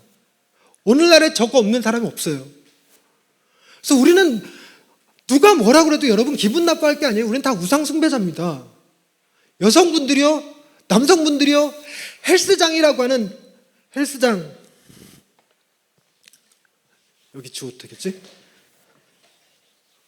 여기도 지워도 되겠고, 헬스장이 신전입니다. 헬스장 신전에, 여기에 이 헬스장 신전에 교주가, 제사장이 누구냐면 제사장이 헬스 트레이너. 여기에 재물은 돈을 엄청나게 갖다 드리면서 외모신을 섬깁니다. 내 울퉁불퉁한 어깨, 이게 나의 만족이야. 나의 날씬한 허리, 이게 내 희망이야. 이래가면서 우린 다 그러고 살아요. 여러분, 우리 몸은 하나님이 거하시는 성전일로 믿으시기 바랍니다. 다시 한번, 우리 몸은 하나님이 거하시는 성전일로 믿으시기 바랍니다. 날씬한 분들 다 회개하세요. 하나님이 좁아서 어디 살겠나? 이 정도는 돼야지. 예, 농담이었습니다. 우상숭배 절대로 안 깨져요, 이거.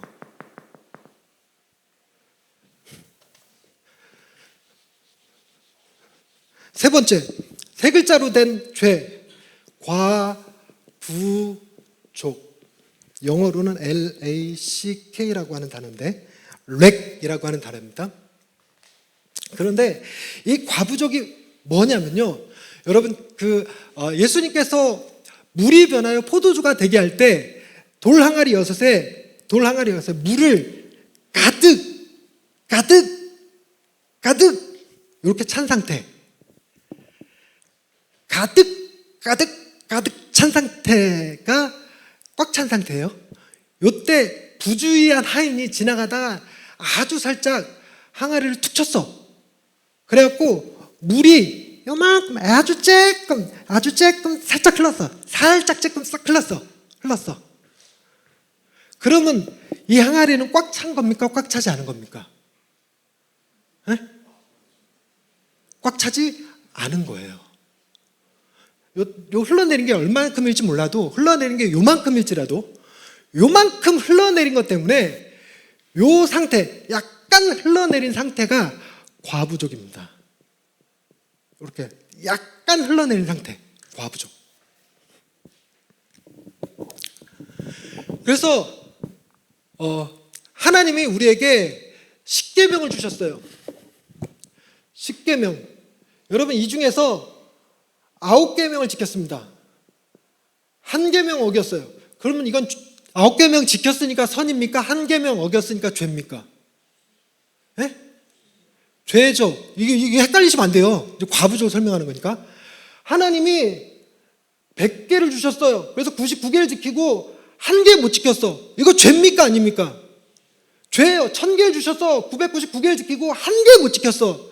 이걸 과부족이라고 그래, 이걸. 또한 하나님이 우리에게 준 날수가 100년 3650 공 2개 붙인 거 36,500일 36,500일을 우리에게 주셨는데 100년은 살 건데 우리가 딱 이 중에 딱 하루 율법을 어겼어요. 다 지켰는데, 매일 지켰는데, 날마다 지켰는데 딱 하루 못 지켰어. 이걸 뭐라고 부를까? 이걸 과부족 죄라고 불러요. 하나님을 사랑하십니까? 그럼요, 하나님 사랑하죠. 그러나 마음과 목숨과 뜻과 힘을 다하고 계십니까? 다하고 있지 못한 걸 죄라고 그래요. 근데 우리 문제는 하나님이 주신 율법이 10계명만 있는 게 아니잖아요. 10계명만 봐도 그래. 여러분, 부모를 공경하라, 살인하지 말라, 간음하지 말라, 이걸 예수님이 나중에 또 뒤집어 갖고 형제에 대해서 라가라 하는 자도 살인하는 자요, 여자를 보고 음욕을 품는 자마다 간음한 자다, 이렇게 말해버리시니까 뭐 빼박으로 나도 그 계명을 어긴 자지만 그걸 다 지킬 수 있다고 쳐도 저는 늘 언제나 이 10계명 10번째 계명, 이게 늘 언제나 불만이야. 남의 소유를 탐하지 말라. 이게 내 마음대로 안 돼요. 나보다 잘생긴 사람 보면 부럽고, 나보다 능력 있는 사람 부럽고. 여러분, 우리 교회에서 절대로 하지 말아야 될 멘트가 뭐냐면, 절대로 우리 교인들은 어디 가서 은혜 받았더니 절대 안 합니다. 내가 삐지니까. 어느 목사님 설교 잘하시던데 이런 소리 절대 못해. 우리 교회에서 금지어예요. 제가 그게 굉장히 시기심이 올라와요. 그게 날 시험 들게 하니까 제 앞에서는 어디서 은혜 받고 왔습니다 이런 소리 하지 말라고, 절대로. 안 해요, 그래, 교인들이. 저는요, 다른 집 사모님들, 여기 사모님도 그래. 예쁘잖아. 질투를 한다니까? 이게 탐심이요. 훔치는 개념이 아니라 그냥 탐심이요. 이게 해결이 안 돼요, 해결이. 저절로 생겨요, 저절로. 그러니 내 아무리 1경부터 9계명까지 기를 쓰고 피를 토하고 뼈를 깎는 노력으로 지킨다 하더라도 내가 내 마음의 탐심은 제어가 안 되는데 이걸 죄라고 한다고요. 9개를 지켰으니까 신실한 종이다, 이게 아니라.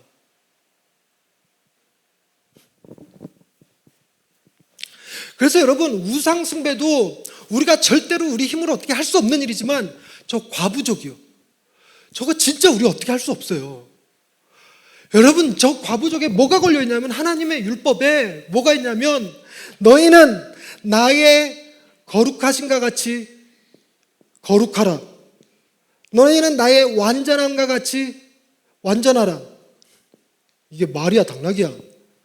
이걸 무슨 수로 우리가 지켜?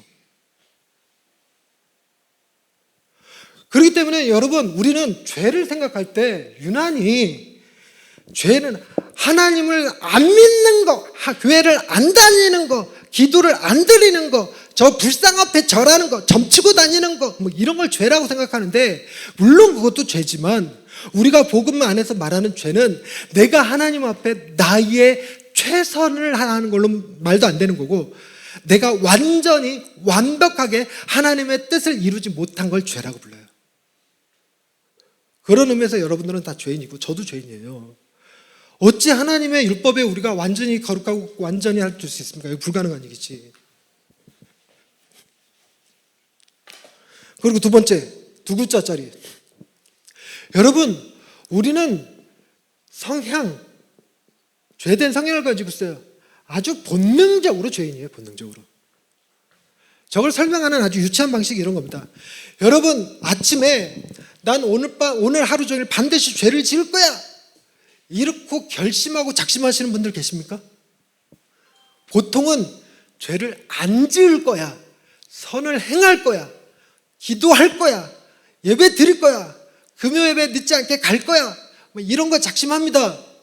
근데 자연스럽게 죄는 저절로 돼요. 저절로. 그래서 우리는 성향적으로 죄된 성향을 가지고 있습니다. 우리는 연약함과 무지함에 갇혀 있어요. 배고프고 피곤하고 잘 모르면 알게 모르게 죄 가운데 삽니다. 그래서 우리는 죄 가운데 태어났고 죄 지으면서 살다가 죄 가운데 멸망할 수밖에 없는 존재가 우리 자신들이에요. 우리 자신들. 그래서 이 성향은 죽었다 깨나도 바뀌지 않습니다. 철학자들은요, 그래서 이걸 설명할 때 인간의 마음속에는 자연법이 있다, 거짓말하면 안 되고 공정해야 되고 어려운 사람 보면 도와줘야 되고, 이런 명확한 것이 있음에도 불구하고 못 지키며 살아가는 존재라는 거예요.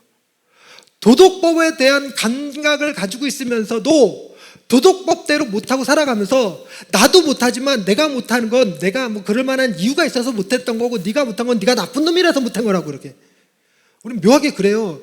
여러분, 금요일날 여러분이 늦게 오는 거는 오다가 차가 막힌 거고 회사가 늦게 끝난 거고, 그래서 어쩔 수 없이 지각한 거지만 김집사가 늦은 건 제 성격이 원래 맨날 지각이야. 이게 우리의 마음이라고. 이게 우리는 성향적으로 그렇게 죄인입니다. 그래서 복습을 하자면 5글자로 뭐라고요? 4글자, 3글자, 과부족, 2글자, 성향. 그래서 이 4가지 다 여러분 핵심이 뭐냐면, 이 죄의 문제에서 우리는 절대로 스스로 빠져나올 수 있는 길이 없다는 것입니다. 절대로 헤어나올 수 없어요. 그러니 절대로 헤어날 수 없다, 그러니 하우투를 가르치는 것은 말 같지도 않은 소리예요. 하우투가 존재할 수가 없습니다. 저게 우리의 위기예요. 위기가 자기 중심성, 우상숭배, 과부족 성향인데, 저걸 우리가 절정 부분에서, 구속 부분에서 지혜자의 등장으로는 해결이 안 돼요. 위대한 스승이 등장해갖고는 해결이 안 됩니다. 반드시 누가 등장해야 되냐면 우리를 이 죄 가운데서 건져 주실 분이 필요해요. 우리를 살려 주실 분이 필요합니다. 우리에겐 반드시 후가 필요한 거예요. 후.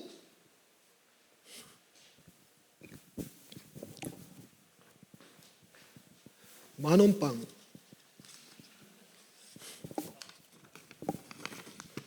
자, 죄 5글자, 4글자, 3글자, 2글자. 저 지사님 가만히 계세요. 또 받으시면 너무 많이 받으시는 거다. 지사님 빼고. 한 글자로 뭐라 그럴까? 아니요. 정답입니다. 나. 나라고 그러신 거 맞죠? 네.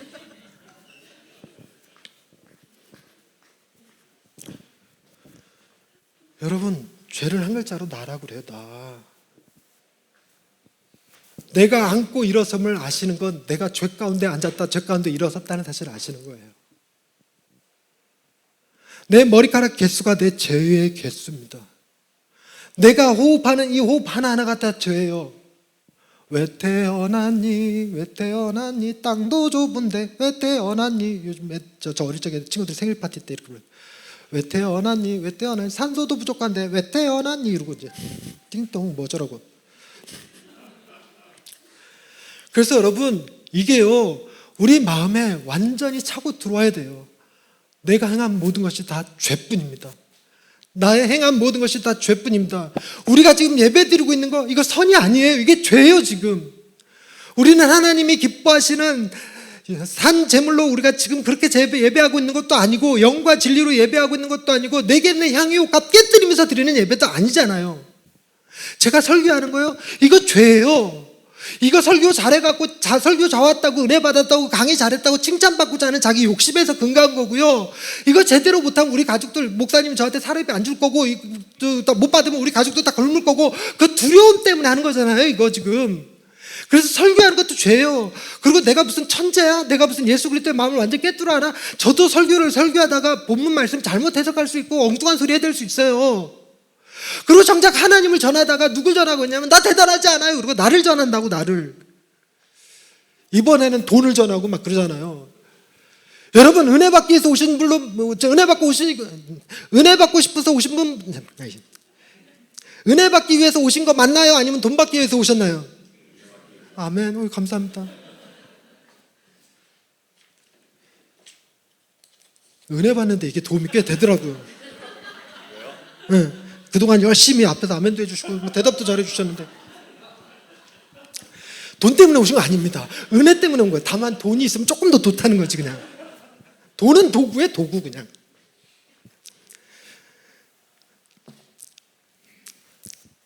내가 죄인입니다, 하나님. 내 말하고 생각하고 행동하는 모든 것이 죄고, 내 골수와 심령 깊숙한 곳에 죄들이 박혀 있으며 나는 온전히 죄인입니다. 내 욕심과 두려움이 예배 가운데 그대로 드러나고, 나의 기도 가운데 하나님이 나의 주인 되심이 아니라 내가 마치 하나님의 주인인 양 행세하는 게 그대로 드러나고, 세상 이야기와 하나님의 말씀 가운데 늘은 자나 세상 이야기가 더 강해 보여서 그 기준에 나는 죄인, 나는 실패한 자 같고, 그 기준에 나는 제법 괜찮은 사람 같고, 이게 끊임없이 왔다 갔다 하는, 어느 날은 두려움에 사로잡혔다가 어느 날에는 교만함에 사로잡혔다가 이고 살아가는 나는 죄인입니다, 하나님. 나는 죄인입니다. 이게 명확해져야 됩니다. 내가 어떻게 조금 더 잘하면, 내가 기도 조금 열심히 더 잘하면, 뭐 저 기도원에 가서 기도하고, 저기 산티아고 가고 순례길 뭐 그거 한 1년에 한 번씩 걷고 그러면 그래도 뭐 적당히 하나님 나 괜찮은 사람이지 않을까요? 이러고 생각하는 건 지금 복음을 모르는, 위기를 모르는 거예요. 예수님이 우리를 위해서 대신 죽어주지 않으면 우리는 그 무엇으로도 나의 죄를, 이 내 죄에 부어질 하나님의 진노를, 하나님의 심판을 감당할 겨를이 없습니다.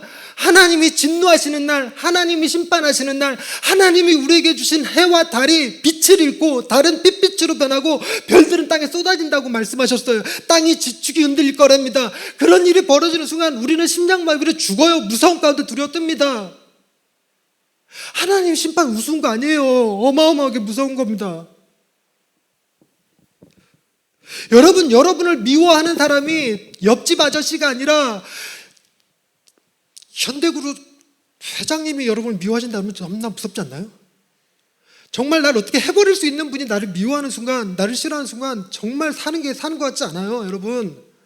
여러분의 회사 회장님이 여러분 미워한다고 생각해 보세요. 여러분 죽이고 싶어 한다고 생각해 보세요. 학교가 아니라 회사 가면 살얼음판입니다. 근데 하물며 인간의 생사 화복을 주관하신 그 하나님이 우리를 향하여 진노하시고 심판하신다고 맘먹으면 우리는 살아갈 길이 전혀 없는 존재들이에요. 거기다 대고 나 괜찮은 사람입니다, 쟤보다는 괜찮은 사람입니다. 도토리 키재기예요 완전히. 63층 빌딩에서 1층과 2층에 있는 사람이 난 2층에 있으니까 괜찮아 얘기하는 거랑 똑같다고요. 그래봐야 다 밑바닥에 끼는 것들인데.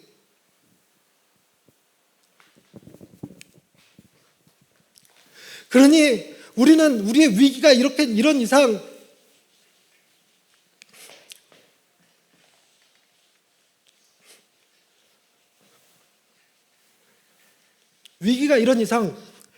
우리를 위기에서 구해줄 메시아 구주가 너무너무 필요한 줄로 믿으시기 바랍니다.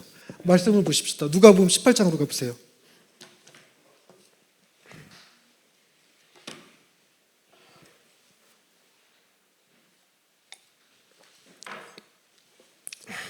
(18장) 9절서부터 14절까지 말씀 한 절씩 교독하겠습니다. 또 자기를 의롭다고 믿고 다른 사람을 멸시하는 자들에게 이 비유로 말씀하시되,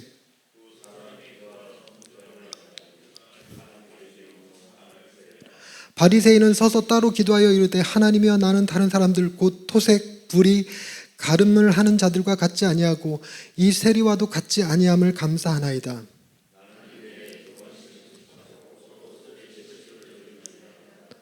세리는 멀리 서서 감히 눈을 들어 하늘을 쳐다보지도 못하고 다만 가슴을 치며 이르되, 하나님이여 불쌍히 여기소서, 나는 죄인이로소이다 하였느니라.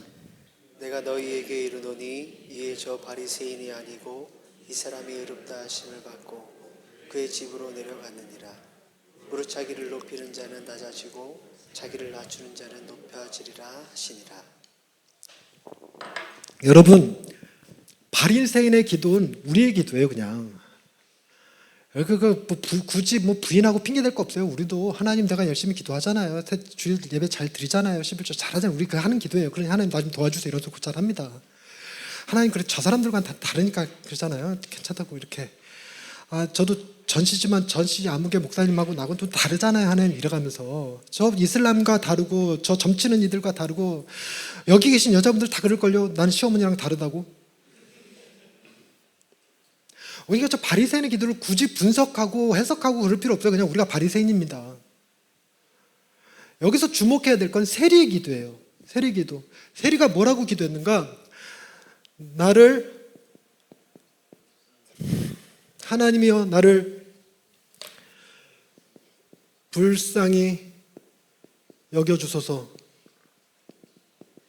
나는 죄인이로소이다. 여러분, 이게 왜 특이한 거냐면요, 오늘 이게 결론입니다. 이 결론. 이 불쌍히 여겨달라는 말이 아주 유명한 말로서 이 원어를 그 책 좀 읽는 사람이면 알아요. 그 원어가 되게 엘레이손, 이거 들어보신 분이 있으실 것 같네. 엘레이손, 길게는 퀴리의 엘레이손, 주여 나를 긍휼히 여겨 주옵소서, 그 뜻이에요. 이 나를 불쌍히 여겨 주옵소서, 엘레이손, 퀴리의 엘레이손, 이거 주로 누가 했냐면 예수님께서 성전으로 올라가실 때 그 두 맹인, 예수님이 지나간다는 소식을 듣고 다윗의 자손이여 우리를 불쌍히 여겨 주옵소서, 그게 엘레이손이에요. 다윗의 자손이여 엘레이손 이거거든요.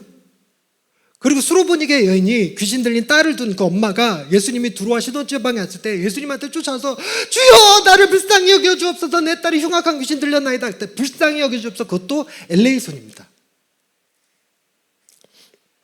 열 문둥병자, 열 나병 환자가 저 멀찍이 서서 예수님이 저기 지나가는데 가까이 못 가고 저 끝에서 다윗의 자손이여 우리를 불쌍히 여겨 주옵소서, 이때도 엘레이손이에요. 그러다 보니까 제가 습관적으로 요것도 엘레이손이려니 하고 생각을 한 거예요.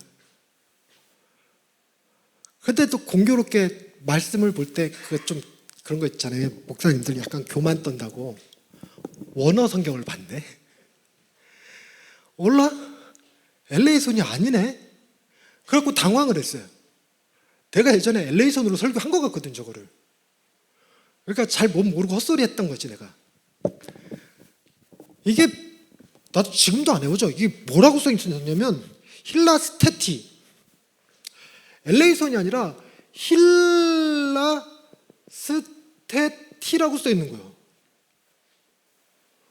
그래 이게 뭔 뜻인가? 그럼 물론 사전을 찾아보면 이제 원어 사전 찾아보면 나와요.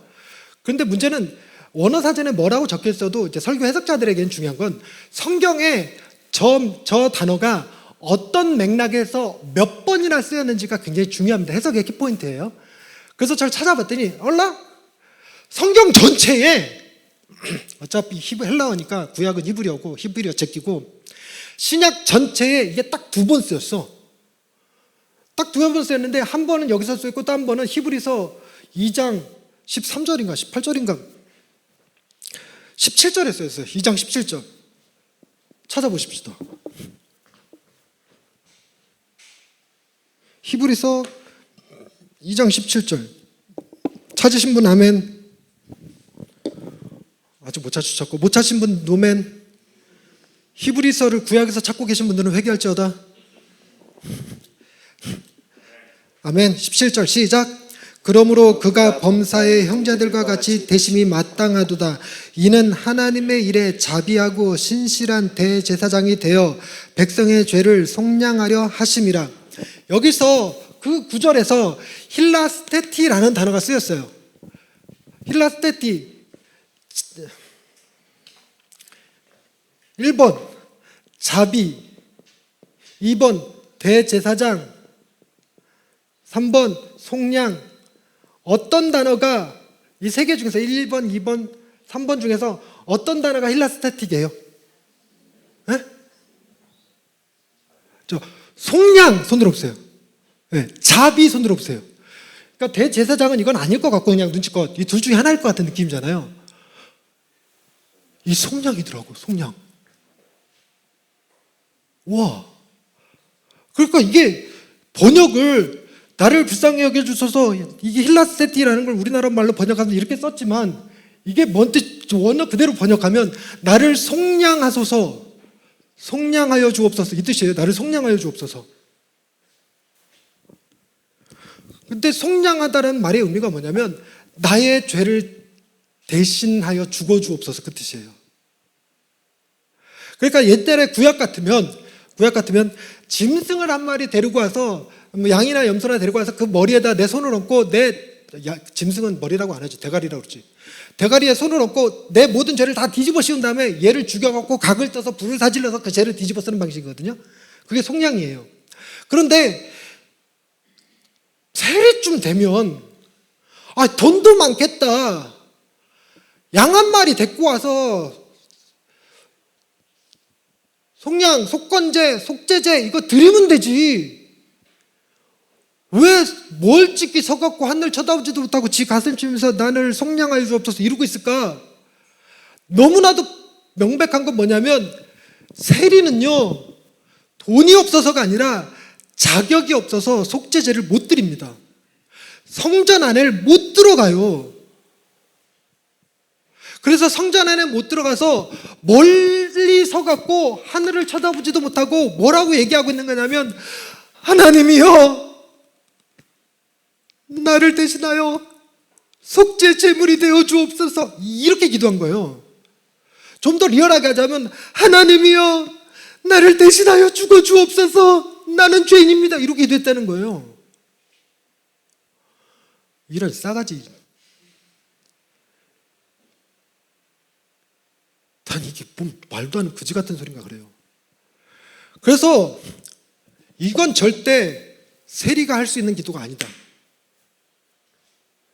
저건 절대 세리가 한 말이 아닐 거다. 저는 그렇게 확신합니다. 이건 실제로 바리새인이 그렇게 기도했고 세리가 그렇게 기도한 걸 예수님이 들으셨다가 아니라 우리가 읽은 말씀 보시면 예수님께서 비유를 들어 말씀하시기를 이루죠. 비유예요. 비유.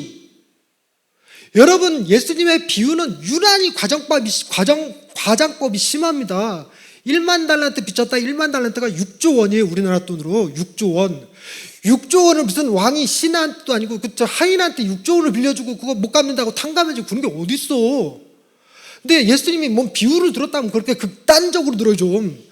부자와 거지가 있었는데 부자는 자색옷을 입었다. 여러분 자색옷이요 금 1kg이 자색옷감 1kg이 금 2kg랑 같은 값이었어요. 그러니까 금보다 더 귀한 게 자색 옷감이었어요. 요만한 무슨 물고기 피로 염색한 무슨 옷이라고 그래갖고 되게 비싸요. 근데 그걸 날마다 있고 호화로 연락하면서 뭐 술 처먹고 잔치하고 어마어마한 가장법입니다. 근데 그 앞에 앉아있는 거지도 날마다 헌대가 있는데 이렇게 고름이 나는데 개들이 와서 이렇게 핥아줬더라. 이거 과장이에요. 뭐 말도 안 되는 소리야. 근데 예수님이 그렇게 가장법이 심합니다. 근데 지금 생각하면 허언증 아닌가 싶기도 해. 그러니까 이 바리새인과 세리의 기도도 예수님이 다소 과장한 거예요. 그런데 저도 글 쓰는 작가이지만 이걸 뭐라고 그러냐면 내가 하고 싶은 이야기를 작중에 등장인물의 입을 빌어서 표현하는 거예요. 지금 예수님이 예루살렘으로 올라가는 길입니다. 뭐 하실 거냐면 예수님이 자신의 백성들의 죄를 위하여 십자가에 달려 죽으실 거예요. 즉 자신이 속죄 제물이 되실 겁니다. 그래서 실제로 십자가에서 주여 저들의 죄를 사하여 주옵소서라고 말씀하실 거예요. 그리하여 하나님의 진노와 심판을 예수님이 홀로 몸소 그 죄를 다 담당하실 것입니다. 근데 우리 중 그 누가 예수님한테 예수님 나 대신해서 죽어주세요. 당신이 죽어야 내가 삽니다. 나는 그만큼 죄인입니다. 이러고 얘기할 수 있는 사람이 어디 있습니까? 내가 예수님을 위해서 죽어두겠습니다. 나는 순교하겠습니다. 난 주를 위한 특공대가 되겠습니다. 이럴 수는 있을지 몰라도 내가 목판 위를 걸어가며 순교하겠나이다. 주기철 목사님처럼 내가 내 몸을 산채로 하나님 앞에 드리겠나이다. 내가 이 시대에 화형당할 딸지라도 내 주님의 복음을 전하다 죽겠습니다. 이걸 할 수 있을지 몰라도 우리 중 누가 주여 나 대신 죽어주옵소서 이렇게 할 수 있습니까?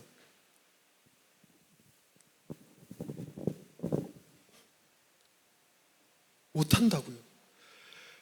근데요, 저 세리의 입에 예수님이 성전에 들어갈 자격조차도 없는 사람, 하늘을 쳐다볼 자격조차 없는 사람의 입을 빌어서 나를 위하여 대신 죽어달라는 기도를 심어준 거예요. 그렇게 기도하라고 알려주신 겁니다. 그 기도를 우리가 할 수 있으려면 주여 나를 불쌍히 여겨주옵소서, 힐라스테티 나의 속죄제물이 되어주옵소서라고 말할 수 있으려면 내 죄가 이 방식 아니면 해결될 수 없는 죄라는 인식이 있어야 됩니다. 말씀을 정리하려고 그래요. 그래서 이 이야기를 오늘 지난주에 하나님의 사랑에 대한 개념 없이 들으면 그냥 시험거리지만 우리는 하나님의 놀라운 사랑의 얘기를 들었기 때문에 십자가 이제 복음의 확장선 하나님의 사랑을 배웠기 때문에 우리 죄가 얼마나 깊은지도 깨달아 알 수 있어야 됩니다.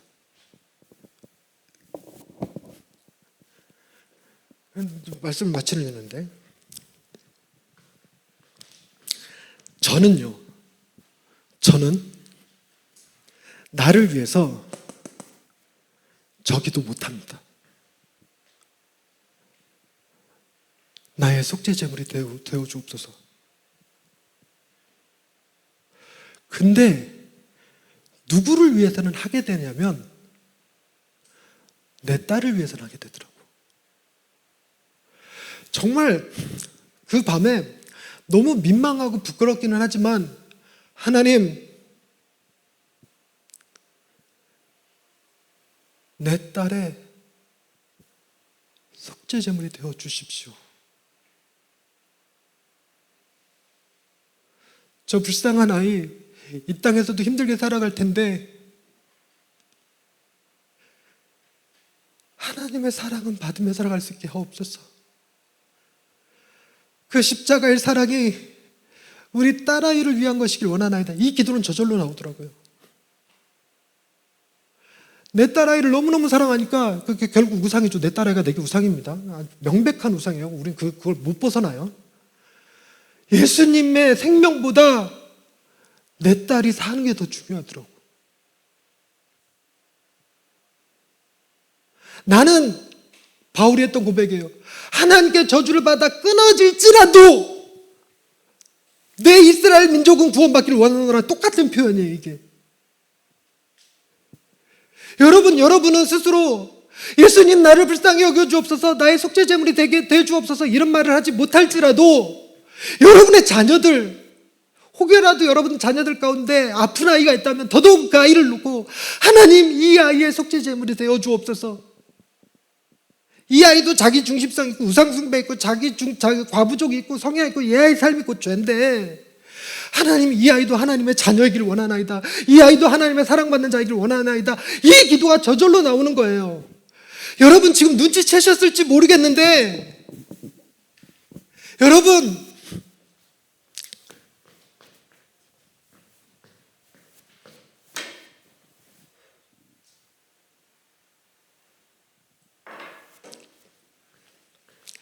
이 아빠의 심정으로 예수님이 세리에게 그 기도를 넣고 있어요. 성전에 들어가지도 못한 채 멀찍이 서서 하늘을 쳐다보지도 못하며 자기 가슴을 치는 세리에게 하나님 저 세리를 위한 속죄 제물로 나를 삼아 주옵소서. 이거를 지금 하고 계시는 거라고요. 이 기도를 지금 예수님이 세리의 입에 넣어 주셨을 때 그 마음이 여러분 그 세리가 내 딸이야. 그 세리가 내 아들이야. 세상 사람들 다 손깍지질하고 너는 죄인이라고 말할 때 그런 나를 바라보는 예수님의 마음은 하나님 내가 저 아이의 속죄 제물이 되겠나이다. 이거 하고 계신 거라고요. 이거는 내 입으로는 못하는 일이지만 내 자식을 위해서는 할 수 있는 것처럼 여러분 주님이 우리를 그렇게 사랑하신 거예요. 그러면서 우리한테 너희는 이렇게 기도하라. 하나님 나의 속죄 제물이 되어 주시옵소서. 하나님 나를 위하여 죽어 주시옵소서. 이루고 기도하라고 주님이 우리한테 가르쳐 주신 거예요. 우리의 행위를 의지하지 말고 일주일에 2번씩 금식하고 11조 바치고 나는 거짓말도 안 하고 도둑질도 안 하고 속여 빼앗지도 않고 간음하지도 않고 저 이방인과 같지 아니하고 저 세리와 같지 아니하고 이런 것들은 아무것도 아니라고. 우리에게 정말 중요한 기도는 내가 엄청난 죄인임을 깨달아 예수님 저를 위하여 죽어 주옵소서 이렇게 기도하는 것뿐이라고요. 그래서 그 예수님이 우리에게 어떤 일을 행하셨는지를 다음 주에 얘기할 겁니다. 천부여 의지 없어서라는 찬양을 부를 거거든요. 제가 이 찬양을 지난 시간에도 말씀드렸지만 제일 싫어하는 찬양이라고 말씀드렸어요. 근데 이 찬양을 싫어하면서도 부를 수밖에 없는 게 가사 때문에 그러는데 지금은 가사가 바뀌어버렸지만 예전에는 가사가 이렇게 돼 있어요. 천부여 의지 없어서 손 들고 옵니다. 주 나를 박대하시면 나 어디 가리까 이렇게 돼 있었거든요. 지금 바뀌었어요. 근데 이 박대하시면이란 말이 와 정말 주님마저 우리를 모른다 외면하시면 난 엄청난 희생, 엄청난 하나님의 심판같이 너를 받아야 되는 거구나 이 생각이 확 들어오는 거예요. 정말 울면서 하나님 난 죄인입니다. 의지할 때가 정말 주님밖에 없습니다. 주님이 나의 속죄 제물이 되어 주십시오. 주님 나를 박대하지 말아 주옵소서 이러고 간다고요. 우리 선배님들은 다 그러고 기도하셨어요. 주님이 나를 박대하시면 뭐 주님이 알아주실 때까지 맨날 예배 드릴 거야 기도할 거야 뭐 이런 헛소리 하는데 그런 거 아닙니다. 우리는 예배와 기도로 선해질 수 있는 존재가 아닙니다. 나의 죄가 더 해지면 더해졌지 덜 해지는 존재가 아니에요. 그저 예수 그리스도가 우리를 품어주시는 것 외에는 아무런 해답도 답도 없는 존재입니다.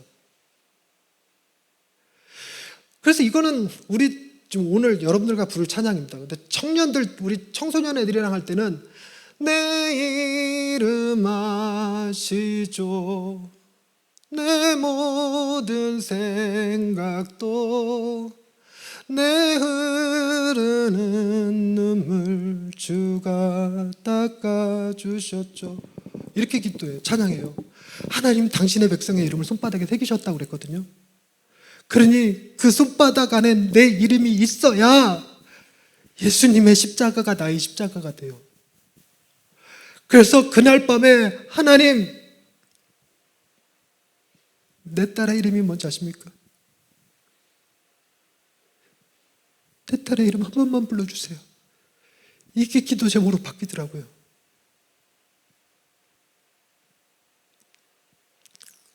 그래서 여러분, 우리가 하나님 앞에 은혜를 구하기 전에 먼저 하나님, 나는 죄인입니다.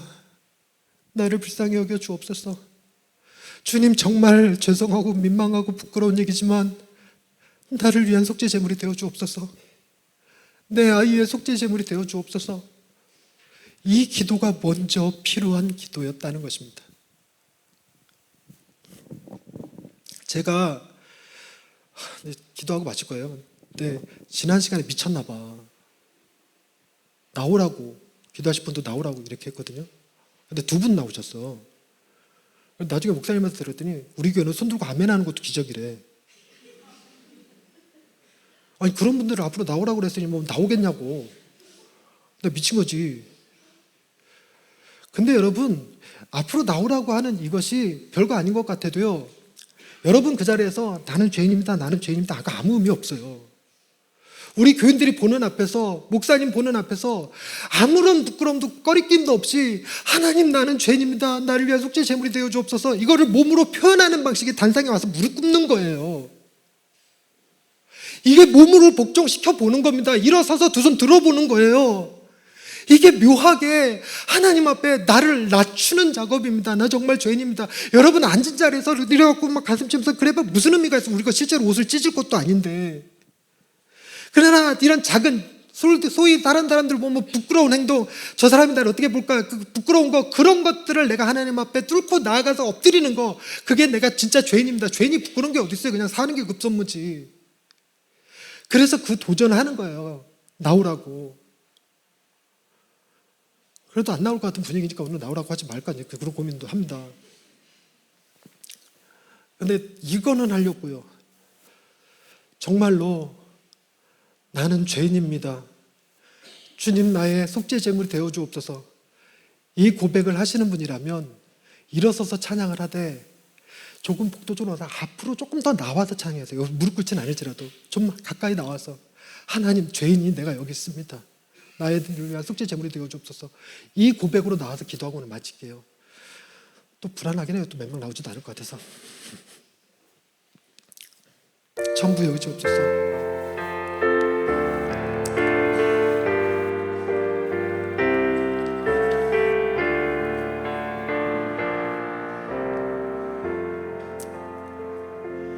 전부여 의지옵소서. 우리 일어서서 마음에 감동 있는 분들은 앞으로 나와서서 주 나를 외면하시며 나와 니가리까 내 죄를 씻기 위하여 피 흘려 주시니 겉되게 아닌 마음으로 주와 내옵니다. 잠깐만요.